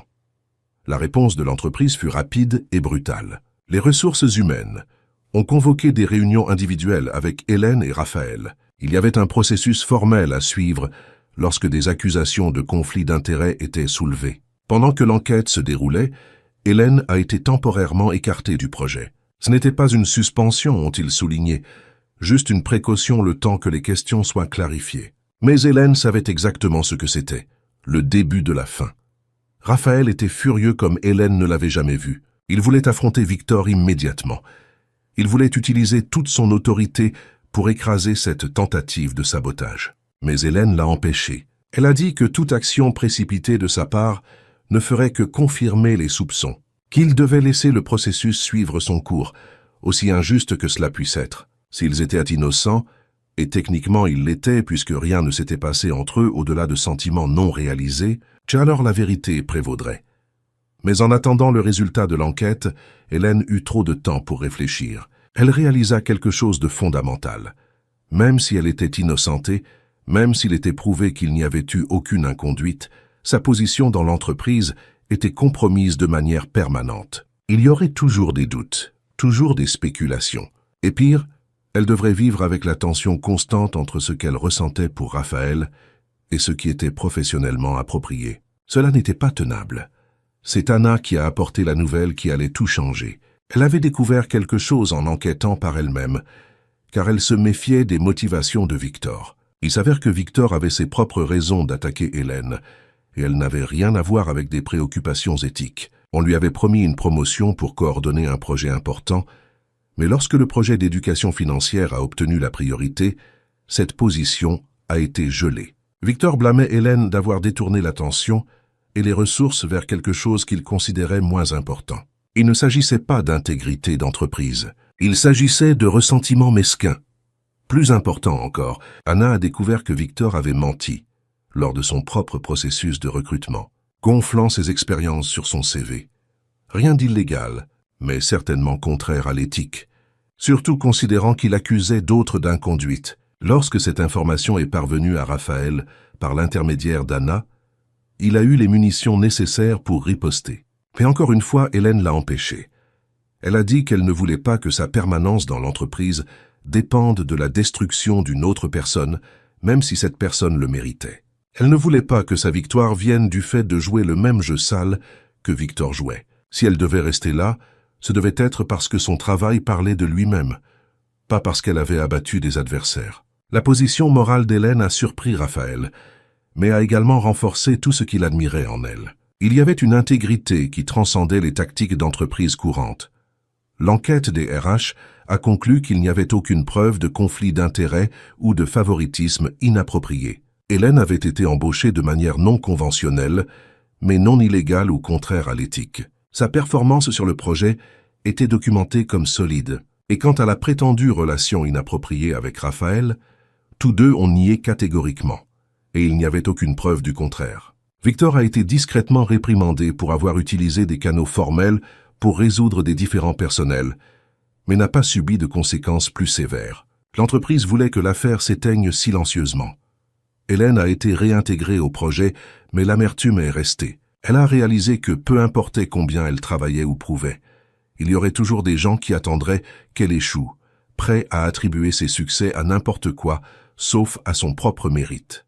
Et Raphaël a réalisé que son attention particulière au projet, même si bien intentionnée, avait créé une réelle vulnérabilité pour Hélène. Ses actions, motivées par des sentiments qu'il admettait à peine pour lui-même, avaient mis sa carrière en péril. C'est cette prise de conscience qui a poussé Raphaël à prendre une décision drastique. Il a convoqué une réunion avec le conseil d'administration et a présenté une proposition. Le projet d'éducation financière serait transformé en une filiale indépendante. Elle aurait son propre budget, sa propre structure de gouvernance, et serait dirigée par quelqu'un ayant une réelle liberté pour mettre en œuvre la vision sans interférence de la société mère. Et il proposait qu'Hélène soit cette personne. La salle explosa en objections. Hélène n'avait pas d'expérience exécutive. Elle n'avait pas de formation adéquate. Ce serait un risque énorme de donner une telle autonomie à quelqu'un d'aussi inexpérimenté. Mais Raphaël avait sa réponse prête. Il montra toutes les données des derniers mois, les taux d'engagement avec les supports qu'Hélène avait aidé à développer, les retours positifs des groupes de discussion, le potentiel de marché que son approche unique avait identifié. Et puis il fit son coup final. Il a dit qu'il était prêt à investir personnellement dans la filiale, qu'il croyait tellement au projet qu'il y mettrait son propre argent, et que si le conseil d'administration ne voulait pas prendre le risque, il rachèterait le projet de l'entreprise et le développerait indépendamment. C'était un bluff partiel, mais cela a fonctionné. Le conseil d'administration, réalisant qu'il perdrait complètement le projet s'il refusait, a accepté la structure de filiale, bien qu'avec une supervision initiale plus stricte que ce que Raphaël souhaitait. Quand Hélène a appris la décision, elle ne savait pas si elle devait être exultante ou terrifiée. On lui offrait une opportunité au-delà de ses rêves les plus fous. Diriger sa propre opération, avoir une réelle autonomie pour mettre en œuvre sa vision de l'éducation financière accessible. Mais c'était aussi une responsabilité écrasante, et le poids des attentes était énorme. Si elle échouait, ce ne serait pas seulement son échec personnel, mais la confirmation de tous les doutes que des gens comme Victor avaient sur ses capacités. Raphaël l'a rencontré ce soir-là sur la véranda du club nautique où ils avaient été auparavant, maintenant fermé mais avec un accès qu'il avait obtenu pour cette conversation privée. Il voulait expliquer ses raisons, s'assurer qu'elle comprenait que ce n'était plus du favoritisme, mais une décision commerciale basée sur des données réelles. Mais Hélène l'a interrompu. Elle a dit qu'elle comprenait les raisons professionnelles, mais qu'elle savait aussi qu'il y avait plus derrière. Elle a affronté la vérité autour de laquelle ils avaient dansé pendant des mois. Elle a dit qu'il avait fait cela au moins en partie parce qu'il voulait la protéger, parce qu'il voulait lui donner un espace où il pourrait explorer ce qu'il y avait entre eux sans les complications d'une hiérarchie d'entreprise directe. Et elle avait raison. Raphaël n'a pas nié. Il a admis que oui, que ses sentiments pour elle avaient influencé la décision, mais que cela n'invalidait pas la logique commerciale qui la sous-tendait. C'est alors qu'Hélène fit quelque chose qui les surprit tous deux. Elle dit qu'elle accepterait de diriger la filiale, mais à une condition. Ils devaient résoudre ce qu'il y avait entre eux une bonne fois pour toutes. Ils ne pouvaient pas continuer dans ce limbo d'attirance non reconnue, de sentiments niés, de tensions constantes. Soit ils admettaient qu'il y avait quelque chose de réel là, et essayant de le faire fonctionner, en assumant tous les risques et les complications, soit ils coupaient cela définitivement et maintenaient une relation strictement professionnelle. Mais l'ambiguïté devait cesser. Raphaël la regarda comme s'il la voyait pour la première fois. Il y avait un courage dans l'honnêteté brutale d'Hélène qui le laissait sans défense. Elle avait raison, comme toujours. Il ne pouvait pas continuer ainsi. Il prit une profonde inspiration et fit alors la seule chose qui avait du sens. Il réduisit la distance entre eux et l'embrassa. Ce fut un baiser qui portait des mois de tension refoulée, de mots non dits, de moments volés et de regards chargés. Quand ils se séparèrent finalement, tous deux étaient à bout de souffle. Mais pour la première fois depuis des mois, il y avait de la clarté. Ils ont alors parlé avec l'honnêteté qu'ils auraient dû avoir depuis le début. Des défis qu'ils affronteraient, de la façon dont ils feraient fonctionner cela sans compromettre l'intégrité professionnelle de l'un ou de l'autre, de la façon dont ils seraient transparents avec les bonnes personnes, établiraient des limites claires, ne laisseraient jamais le personnel interférer avec le professionnel. Ce ne serait pas facile, et il y aurait des gens qui jugeraient et spéculeraient. Mais pour la première fois, ils étaient prêts à affronter cela ensemble, avec honnêteté au lieu de déni. 18 mois plus tard, Hélène était sur la scène d'un auditorium bondé, présentant les résultats de la filiale d'éducation financière lors d'une conférence sur l'inclusion financière. La salle comptait des gestionnaires de banques, des représentants d'ONG, des universitaires et des entrepreneurs sociaux. Elle n'avait plus la nervosité de celle qui se sentait une imposture. Elle parlait maintenant avec la confiance de quelqu'un qui avait prouvé sa valeur à maintes reprises, qui avait des résultats concrets à montrer. Les chiffres étaient impressionnants. La plateforme d'éducation financière qu'ils avaient développée comptait déjà plus de 50 000 utilisateurs actifs. L'indice de compréhension des concepts financiers de base était passé de 20% à 80% chez les utilisateurs qui complétaient les modules. Plus important encore, il y avait des histoires réelles de personnes qui s'étaient libérées de dettes paralysantes, qui avaient commencé à investir pour la première fois, qui avaient enseigné l'éducation financière à leurs enfants et à leur communauté, Anna avait été promue directrice du design de la filiale et avait transformé les supports pédagogiques en expériences visuelles attrayantes qui fonctionnaient aussi bien pour les personnes familières avec la technologie que pour celles qui ne l'étaient pas. Marc, après une certaine résistance initiale, était devenu un allié précieux, apportant une rigueur analytique qui complétait l'intuition d'Hélène. Même Victor avait finalement quitté l'entreprise, trouvant sa propre voie ailleurs, et Hélène n'en ressentait aucune satisfaction mesquine, juste un soulagement de l'absence de conflits constants.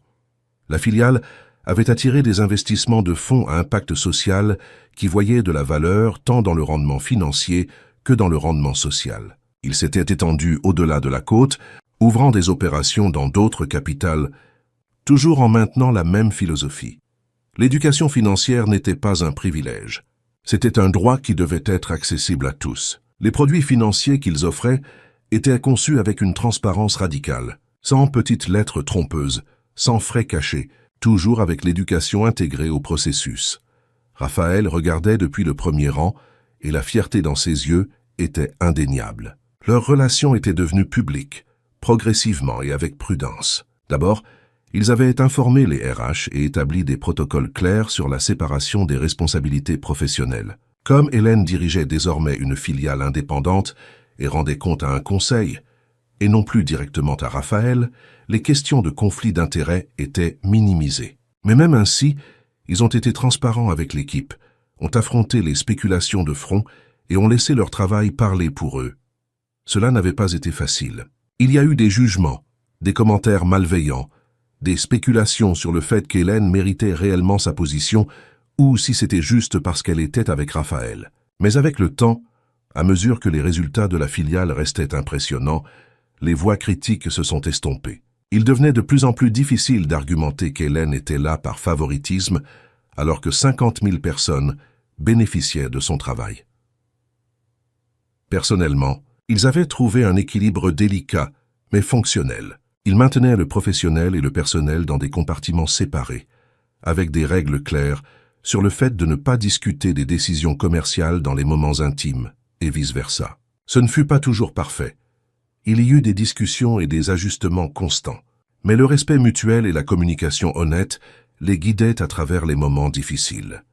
Hélène avait déménagé de l'appartement de fonction pour un logement à elle il y a 6 mois, un petit appartement mais le sien, acheté avec le salaire qu'elle gagnait et des investissements prudents qu'elle avait faits en suivant exactement les principes qu'elle enseignait. Raphaël l'avait aidé dans le processus, mais pas avec de l'argent, seulement avec des connaissances et des conseils. Il était important pour Hélène que ses réussites soient véritablement les siennes, que personne ne puisse dire qu'elle n'y était parvenue que parce qu'elle avait un petit ami riche.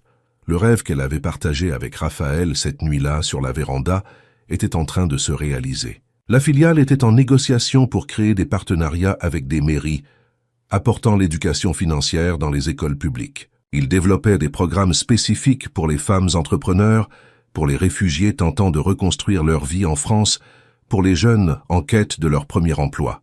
L'impact grandissait de manière qu'Hélène avait à peine osé imaginer lorsqu'elle était serveuse, étudiant la finance pendant ses pauses au travail. Sa mère avait visité le bureau de la filiale le mois précédent.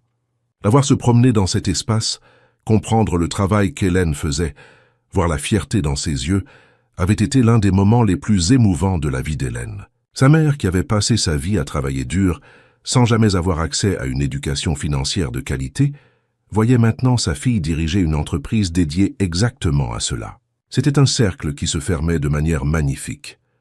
Quand Hélène a terminé sa présentation à la conférence, elle a reçu une ovation debout. Ensuite, pendant l'entracte, plusieurs personnes se sont approchées, voulant en savoir plus sur le projet, intéressées à reproduire le modèle dans leur région ou organisation.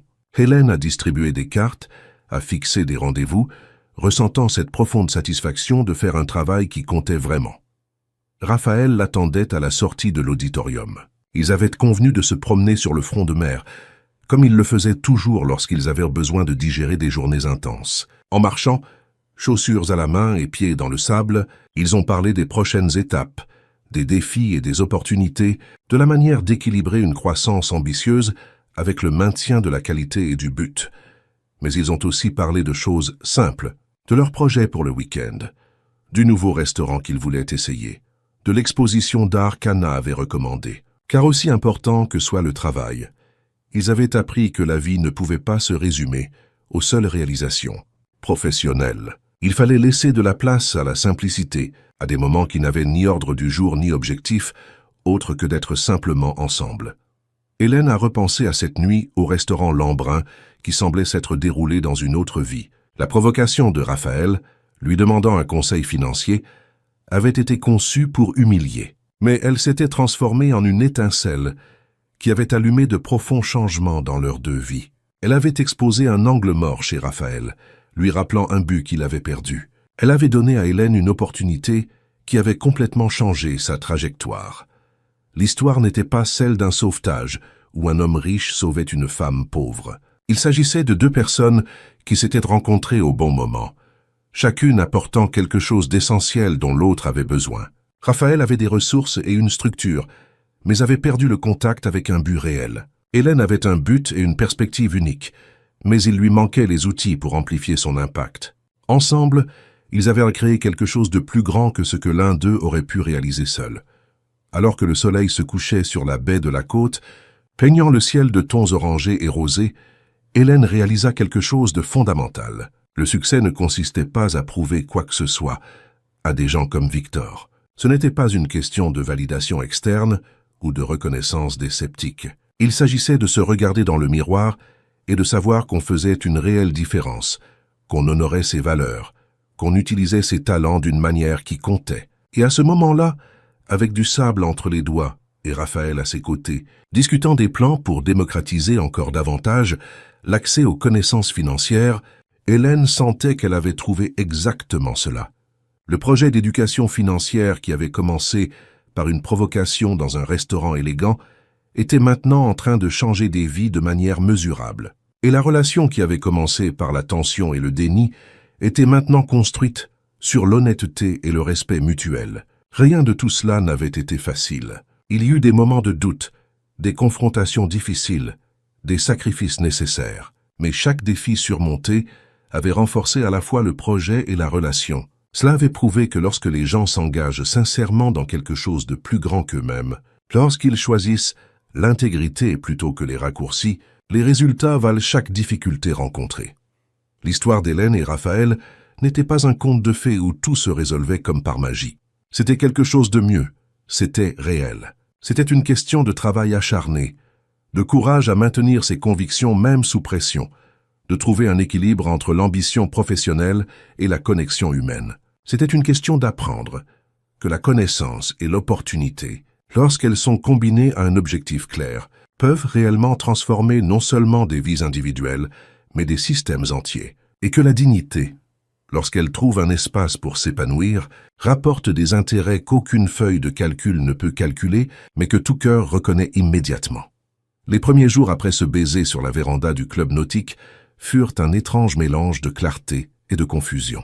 Hélène et Raphaël avaient finalement admis ce qu'ils ressentaient l'un pour l'autre, mais cela ne rendait pas la situation moins compliquée. En fait, d'une certaine manière, cela rendait tout plus difficile, car ils devaient maintenant décider comment procéder, comment transformer des sentiments en une relation réelle sans détruire tout ce qu'ils avaient construit professionnellement. Ils se sont rencontrés dans l'appartement d'Hélène, 3 jours après cette nuit décisive. Ce n'était pas un rendez-vous romantique, c'était une réunion de stratégie. Assis à la petite table de cuisine, avec des cafés et des carnets devant eux, ils ont cartographié tous les défis qu'ils rencontreraient. Hélène a dressé une liste des risques, des accusations de favoritisme qui ne disparaîtraient jamais complètement.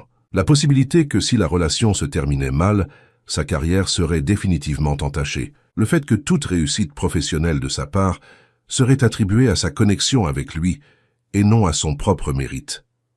Raphaël a fait sa propre liste. La responsabilité qu'il ressentait en tant que PDG de maintenir l'intégrité de l'entreprise.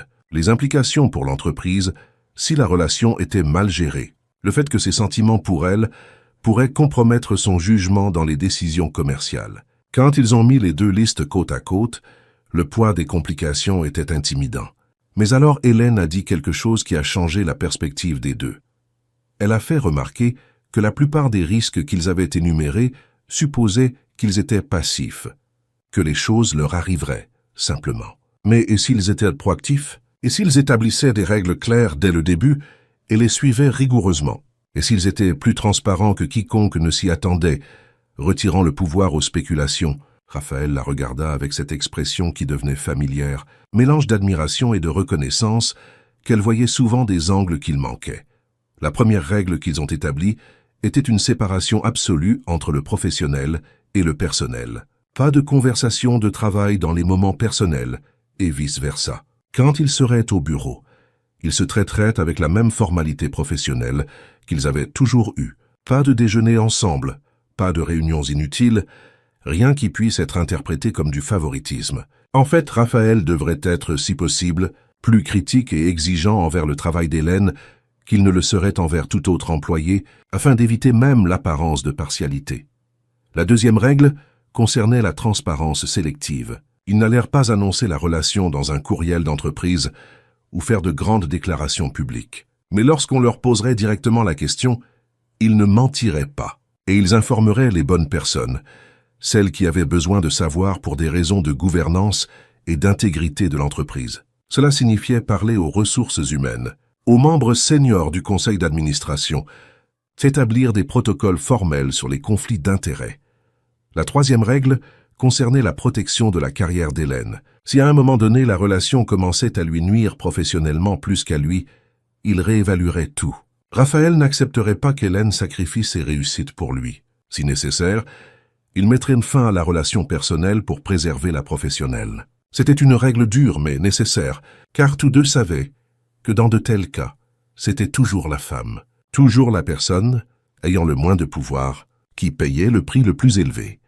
Les règles étant établies, ils ont discuté des prochaines étapes pratiques. La structuration de la filiale était déjà en cours, mais elle a maintenant acquis une urgence supplémentaire. Raphaël a accéléré le processus, travaillant avec des avocats, pour s'assurer que la gouvernance soit impeccable. La filiale aurait son propre conseil d'administration, dont Raphaël ferait partie en tant qu'investisseur, mais il ne serait pas le seul décideur. Hélène rendrait compte au conseil, et non directement à Raphaël. Il y aurait des processus clairs d'évaluation des performances basés sur des métriques objectives. La conversation avec les ressources humaines a eu lieu une semaine plus tard.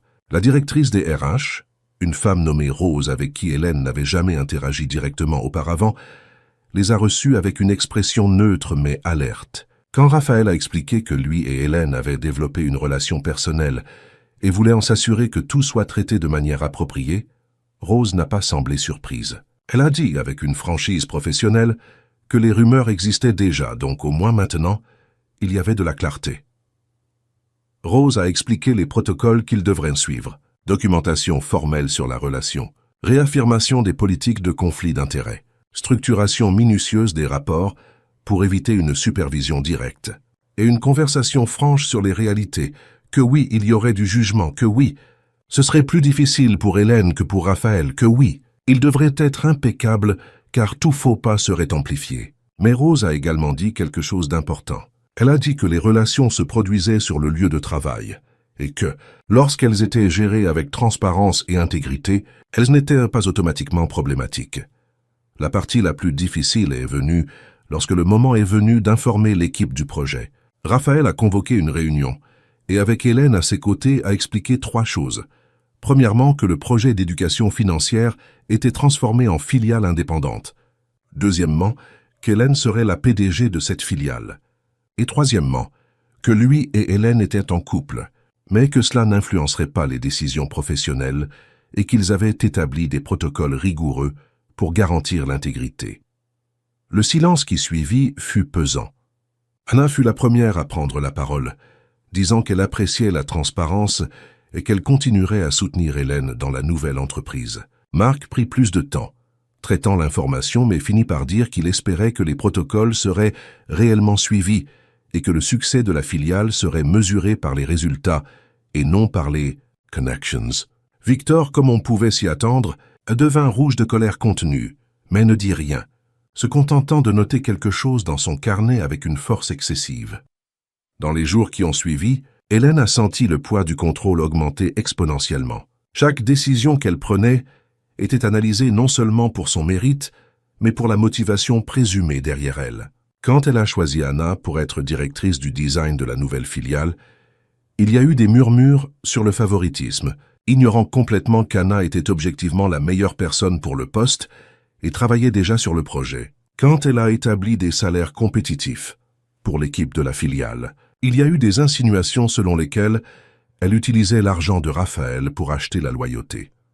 Ce qui a sauvé Hélène, c'est sa discipline inébranlable avec les règles qu'ils avaient établies. Au bureau, elle et Raphaël maintenaient une stricte distance. Quand ils devaient interagir lors des réunions du conseil, ils étaient professionnels au point d'être froids. Elle documentait méticuleusement chaque décision, toujours avec des justifications basées sur des données et des analyses objectives. Elle ne demandait jamais l'avis de Raphaël sur les questions de la filiale avant de consulter l'ensemble du conseil. Elle n'utilisait jamais la connexion avec lui pour obtenir un accès ou une influence. Personnellement, ils se rencontraient en dehors du cadre professionnel, dans son appartement ou le sien, parfois dans des restaurants éloignés, où ils étaient moins susceptibles de rencontrer des collègues. Dans ces moments-là, ils se permettaient d'être simplement deux personnes qui se souciaient l'une de l'autre, sans les couches de complications professionnelles. Raphaël racontait des histoires de son passé, des erreurs qu'il avait commises en grimpant au sommet, des relations qu'il avait sacrifiées pour sa carrière. Hélène partageait ses peurs de ne pas être assez bonne, de se réveiller un jour et de découvrir que tout n'avait été qu'un rêve impossible.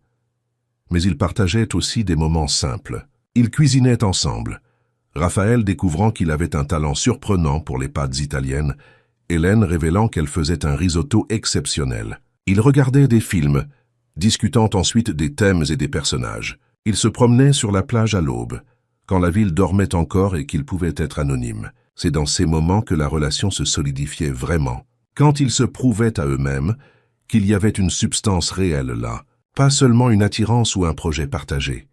Le lancement de la filiale fut méticuleusement planifié. Hélène a travaillé 16 heures par jour pendant des mois, montant une équipe, développant une plateforme technologique, créant du contenu éducatif, établissant des partenariats. Anna a transformé la vision en une expérience visuelle cohérente et accessible. Marc, qui a étonnamment décidé de rejoindre la filiale, a apporté une rigueur analytique qui garantissait que chaque affirmation éducative était précise et vérifiable. Ils ont même réussi à recruter de nouveaux talents, des jeunes issus d'universités publiques qui apportaient énergie et perspectives nouvelles.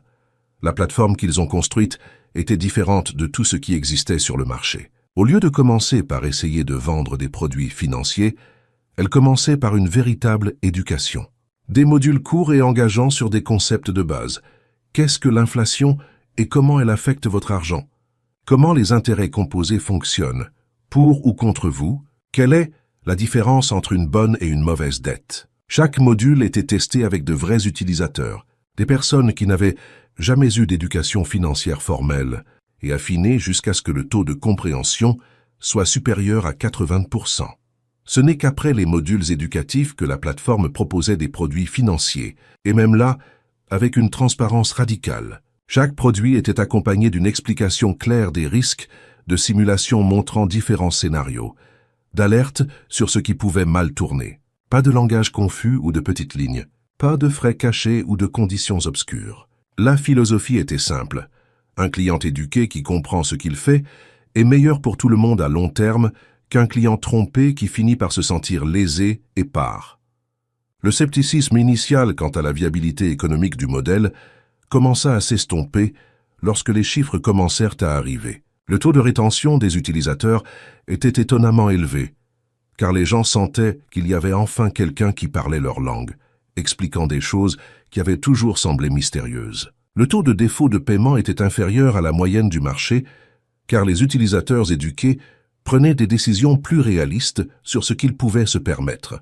Et plus surprenant encore, il y avait une forte croissance organique. Les utilisateurs satisfaits recommandaient la plateforme à leurs amis et à leurs familles, créant un effet de réseau qu'aucune campagne de marketing n'aurait pu acheter. Mais tout n'était pas victoire. Il y eut des erreurs et des apprentissages douloureux.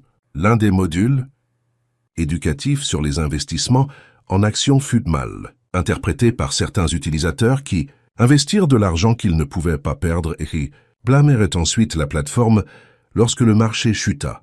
Hélène dut gérer des plaintes, des menaces de poursuite et la réalisation que, aussi clair qu'il tente d'être, il y aurait toujours des gens qui ne comprendraient pas ou qui prendraient de mauvaises décisions. Elle renforça les avertissements de risque, ajouta des quiz de compréhension avant de permettre l'accès à des produits plus risqués, mais portait le poids de chaque histoire de perte. Il y a eu aussi des défis avec l'équipe.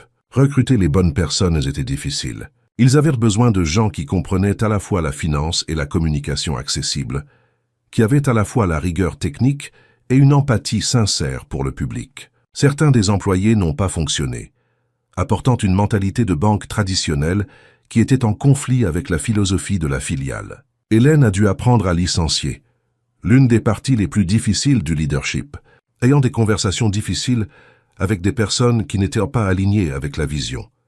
Et il y a eu une pression constante des investisseurs pour croître plus vite, pour monétiser plus agressivement, pour diluer la mission éducative au profit de profits plus immédiats. Hélène a eu des réunions tendues avec le conseil où elle a dû défendre l'approche à long terme, arguer que bâtir une confiance authentique prenait du temps, mais en valait la peine. Raphaël la soutenait lors de ces réunions, mais avec prudence, basant toujours son soutien sur la logique commerciale, sans jamais donner l'impression qu'il prenait simplement son parti parce qu'ils étaient liés.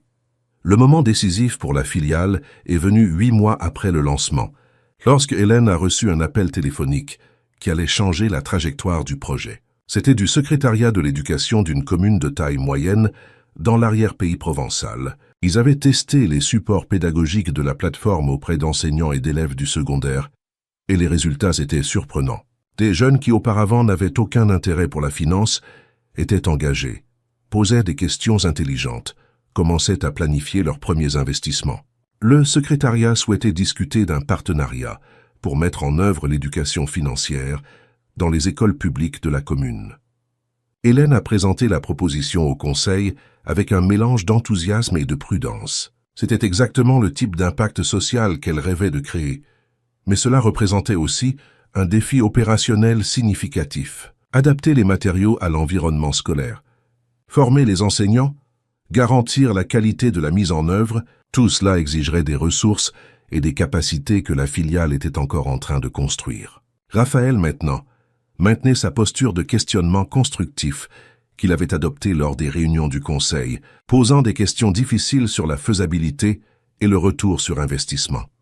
Mais ce fut Marc qui présenta l'analyse qui finit par convaincre le conseil. Il montra que les partenariats avec le secteur public, bien que moins lucratifs à court terme, offraient une échelle impossible à atteindre avec seulement des utilisateurs individuels. S'ils parvenaient à prouver le modèle dans une commune et à documenter les résultats, ils pourraient le reproduire dans des dizaines d'autres. Et plus important encore, ils toucheraient des jeunes à un moment formatif, plantant des graines d'éducation financière qui porteraient leurs fruits pendant des décennies. Le conseil approuva, mais avec des réserves. Ce serait un pilote soigneusement surveillé, et la continuation dépendrait de résultats mesurables. Hélène s'est plongée dans le projet pilote avec une dévotion totale. Elle a visité personnellement les écoles de la commune, a discuté avec les enseignants des défis spécifiques qu'ils rencontraient, a adapté les supports aux différentes réalités. Elle a découvert que le contenu qui fonctionnait bien pour les adultes urbains devait être retraduit pour les adolescents ruraux. Les exemples devaient résonner avec leur vie, parler de situations qu'ils reconnaissaient, utiliser un langage qui ne sonnait pas condescendant, mais qui n'était pas non plus trop technique. Anna a travaillé avec des designers locaux pour créer des versions des supports qui reflétaient la culture et la réalité de l'arrière-pays provençal. Au lieu d'exemples génériques sur les investissements, ils utilisaient des situations spécifiques. Le jeune qui voulait acheter un scooter pour travailler, l'étudiante qui planifiait son déménagement à la capitale pour l'université, la famille qui devait choisir entre rénover la maison ou économiser pour les urgences. Les supports ont pris vie d'une manière qui résonnait profondément avec les étudiants. Les résultats ont commencé à apparaître en quelques mois. Les professeurs rapportaient que les élèves avaient des conversations sur l'argent avec leur famille, appliquant les concepts appris dans des situations réelles. Il y a eu des cas touchants. Un élève qui a aidé sa mère à renégocier une dette de carte de crédit en utilisant des concepts de taux d'intérêt appris en classe, une jeune fille qui a commencé à épargner une partie de son salaire de travail à temps partiel après avoir compris les intérêts composés. C'étaient de petites histoires individuellement, mais collectivement elles démontraient un impact réel. La validation externe est venue lorsqu'une organisation internationale d'éducation financière a invité Hélène à présenter le projet pilote lors d'une conférence régionale. Elle y est allée avec Anna et Marc, nerveuse mais préparée. La présentation a eu lieu dans un auditorium avec des centaines d'éducateurs, de gestionnaires publics et de spécialistes de l'inclusion financière de plusieurs pays d'Europe francophone et latine. Hélène a partagé non seulement les succès, mais aussi les échecs et les apprentissages. Elle a parlé des supports qui n'avaient pas fonctionné, des approches qui avaient dû être complètement repensées, de l'humilité nécessaire pour réellement écouter le public, au lieu de supposer savoir ce dont il avait besoin. La réponse a dépassé ses attentes. Après la présentation, des représentants d'autres communes et même d'autres pays se sont approchés, voulant en savoir plus, intéressés à reproduire le modèle. Des fondations à impact social ont pris contact, exprimant leur intérêt à financer l'expansion. Et plus significatif pour Hélène personnellement, des éducateurs qui avaient consacré des carrières entières à l'éducation financière l'ont félicité pour la clarté et l'efficacité de son approche. L'un d'eux, un professeur vétéran du Chili, a dit quelque chose qui allait rester avec elle. « Vous faites ce que nous aurions tous dû faire depuis le début, traiter l'éducation financière non pas comme un domaine d'experts, mais comme une alphabétisation de base que tout citoyen mérite. » Raphaël a assisté à la présentation depuis l'auditoire, mais ne s'est pas approché ensuite, maintenant la distance professionnelle qu'ils avaient établie. Mais cette nuit-là, quand ils se sont retrouvés dans son appartement, il n'a pas pu contenir sa fierté. Il a dit qu'assister à Hélène sur cette scène, commandant l'attention de centaines de spécialistes, répondant aux questions avec autorité et grâce, avait été l'un des moments les plus satisfaisants de sa vie professionnelle. Non pas parce qu'il avait créé cela, a-t-il souligné, mais parce qu'il avait eu le bon sens de reconnaître le talent quand il l'avait vu et le courage de lui donner l'espace pour s'épanouir. Hélène était émotionnellement épuisée mais exultante. Elle a dit que rien de tout cela n'aurait été possible sans l'opportunité qu'il lui avait donnée, mais Raphaël l'a interrompu gentiment. Il a dit qu'il n'avait fait qu'ouvrir une porte, qu'elle l'avait traversée et avait construit quelque chose d'extraordinaire de l'autre côté, qu'il voyait beaucoup de gens recevoir des opportunités et les gaspiller, mais Hélène avait saisi une chance et l'avait multipliée en un impact réel pour des milliers de personnes. Le mérite lui revenait, et il n'accepterait pas qu'elle le partage. La discussion douce sur qui méritait le plus de crédit s'est transformée en une conversation plus profonde sur leur relation.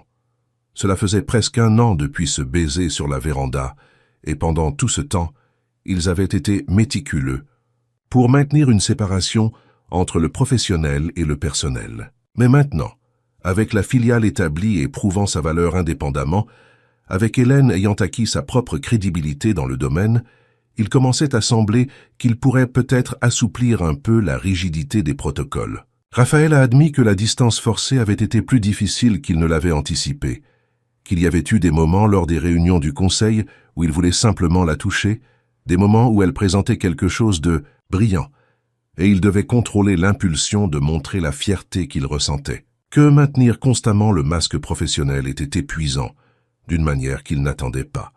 Hélène a avoué des sentiments similaires, mais a aussi dit quelque chose d'important, que la discipline avait été nécessaire, que, sans elle, ils n'auraient jamais réussi à construire ce qu'ils avaient construit, que les gens ne les auraient jamais pris au sérieux s'ils n'avaient pas été impeccables. Mais peut-être a-t-elle suggéré, avec la filiale maintenant éprouvée, avec des résultats parlant d'eux-mêmes, peut-être pourrait-il commencer à être un peu plus ouvert. Il n'avait pas besoin d'annoncer quoi que ce soit de manière dramatique, mais il n'avait pas non plus besoin de se cacher comme si c'était honteux. Ils pouvaient commencer à apparaître ensemble lors d'événements sociaux, permettre aux collègues de les voir comme un couple en dehors du travail, cesser de compartimenter leur vie de manière si rigide. Raphaël a accepté, avec un soulagement évident. La transition vers une plus grande visibilité de leur relation fut progressive et prudente. Ils ont commencé par accepter des invitations à des événements sociaux ensemble, arrivant séparément, mais laissant clairement entendre qu'ils étaient là en couple. Il y a eu des regards, des murmures, mais aussi une acceptation de la part de personnes qui le savaient déjà de toute façon et appréciaient l'honnêteté. Anna a organisé un dîner où elle a présenté Hélène à son petit ami, et ce fut un moment étrangement normal et réconfortant, juste deux couples partageant un repas et des conversations. Victor, qui avait quitté Carmin Investissement des mois auparavant pour une autre entreprise, rencontra Hélène lors d'une conférence et, étonnamment, s'approcha pour converser.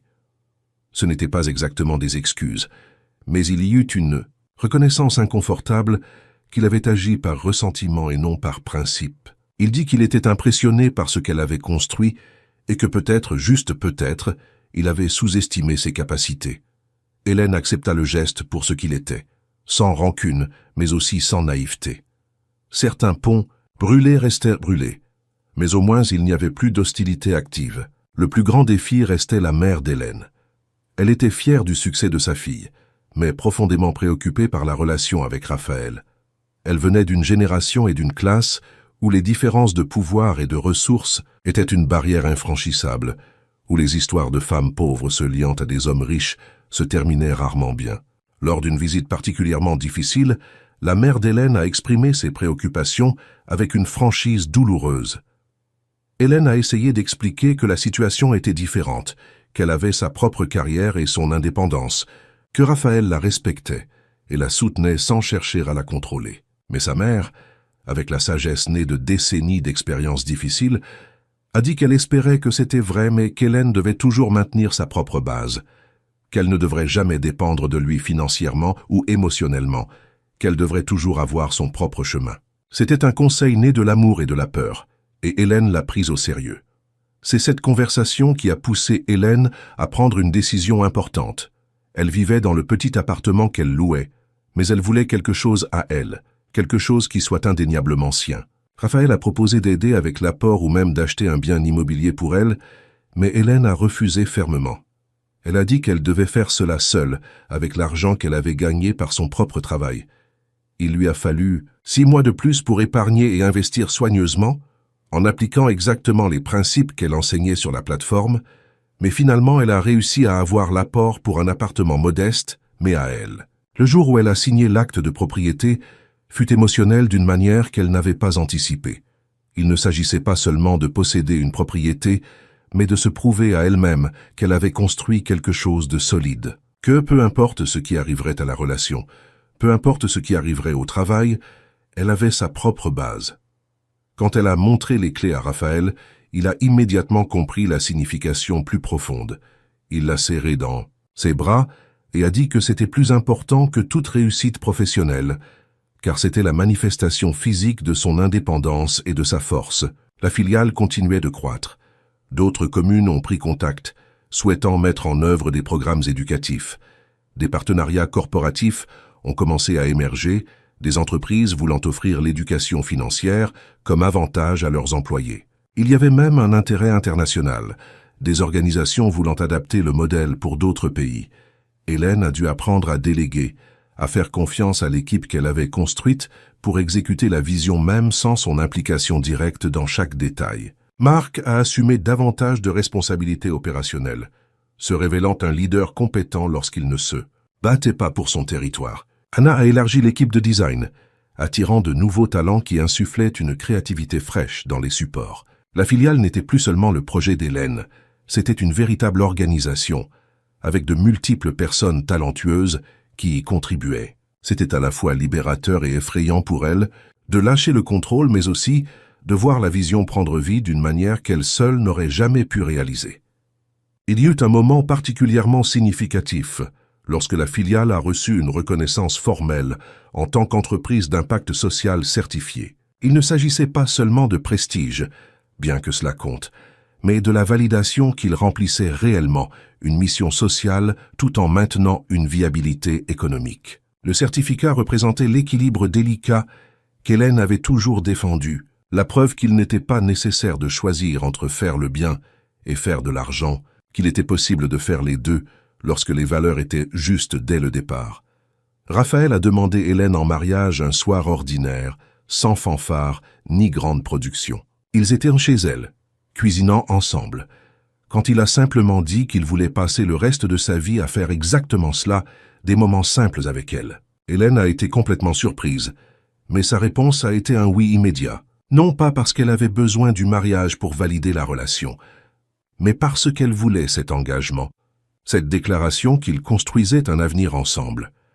Mais quand ils ont commencé à planifier, Hélène a insisté sur certaines choses. Rien d'ostentatoire, rien qui ressemble à une démonstration de richesse. Une petite cérémonie avec les personnes qui comptaient vraiment. Et plus important encore, elle garderait son nom de famille professionnellement, car elle avait construit une réputation avec ce nom et n'était pas prête à la perdre. Raphaël a accepté tout sans hésitation, disant que ce qui importait était l'engagement, pas les symboles externes.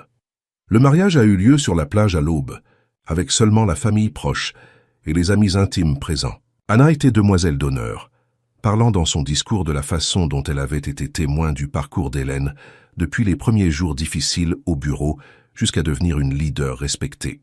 La mère d'Hélène a pleuré, mais c'était des larmes complexes, un mélange de joie pour le bonheur de sa fille et de soulagement que la relation semblait, contre ses inquiétudes initiales, être authentique et saine. Durant la simple cérémonie, lorsqu'ils ont prononcé les vœux qu'ils avaient écrits, Hélène a promis de ne jamais laisser l'amour compromettre son indépendance. Et Raphaël a promis de ne jamais utiliser le pouvoir ou les ressources pour diminuer sa force. C'étaient des vœux peu conventionnels, mais ils reflétaient parfaitement la nature de leur relation, construite sur le respect mutuel et la reconnaissance qu'un amour sain amplifie, ne diminue pas. La lune de miel fut reportée de plusieurs mois, car il y avait un projet urgent à la filiale, et tous deux trouvèrent cela parfaitement approprié. Finalement, ils prirent 2 semaines et partirent pour un endroit simple, une auberge dans un village de pêcheurs sur la côte atlantique où ils pouvaient être anonymes et simplement exister sans la pression des attentes. C'est pendant ces 2 semaines, loin du travail et des responsabilités, qu'ils ont vraiment digéré tout ce qu'ils avaient construit ensemble et individuellement. Quand ils sont revenus, une nouvelle énergie les animait tous deux. Hélène était prête pour la prochaine phase de la filiale, une expansion ambitieuse mais prudente vers d'autres régions. Raphaël se reconnectait avec un objectif qu'il avait perdu des années auparavant, trouvant des moyens de diriger également la société principale vers plus de responsabilités sociales. Il construisait non seulement des carrières et une relation, mais aussi un héritage de faire des affaires différemment, prouvant que le succès n'avait pas besoin de se faire au détriment de l'intégrité ou de l'impact social. Fin de l'histoire, chers auditeurs. Nous espérons que l'histoire d'Hélène et Raphaël a touché vos cœurs et inspiré des réflexions sur les opportunités, le but et le courage de croire en soi. Si vous avez été ému par ce voyage de transformation et de dépassement, il y a beaucoup plus qui vous attend. Nous avons préparé une playlist spéciale remplie d'histoires tout aussi captivantes qui explore les défis et les triomphes de la vie réelle. Vous pouvez la trouver en cliquant ici à gauche. Si ce récit a résonné en vous, n'oubliez pas de vous abonner à notre chaîne et de laisser votre like sur la vidéo. Cela nous aide à continuer à apporter des histoires qui comptent. Chaque jour, nous partageons de nouvelles narrations qui célèbrent la force humaine, la persévérance et les connexions qui nous transforment. Nous voulons connaître votre opinion. Dites-nous en commentaire quel moment de l'histoire vous a le plus ému. Hélène a prouvé que l'éducation et la détermination peuvent ouvrir n'importe quelle porte. Et vous, que faites-vous aujourd'hui pour investir dans votre propre avenir? Partagez avec nous et grandissons ensemble dans cette communauté de personnes qui croient au pouvoir des histoires vraies.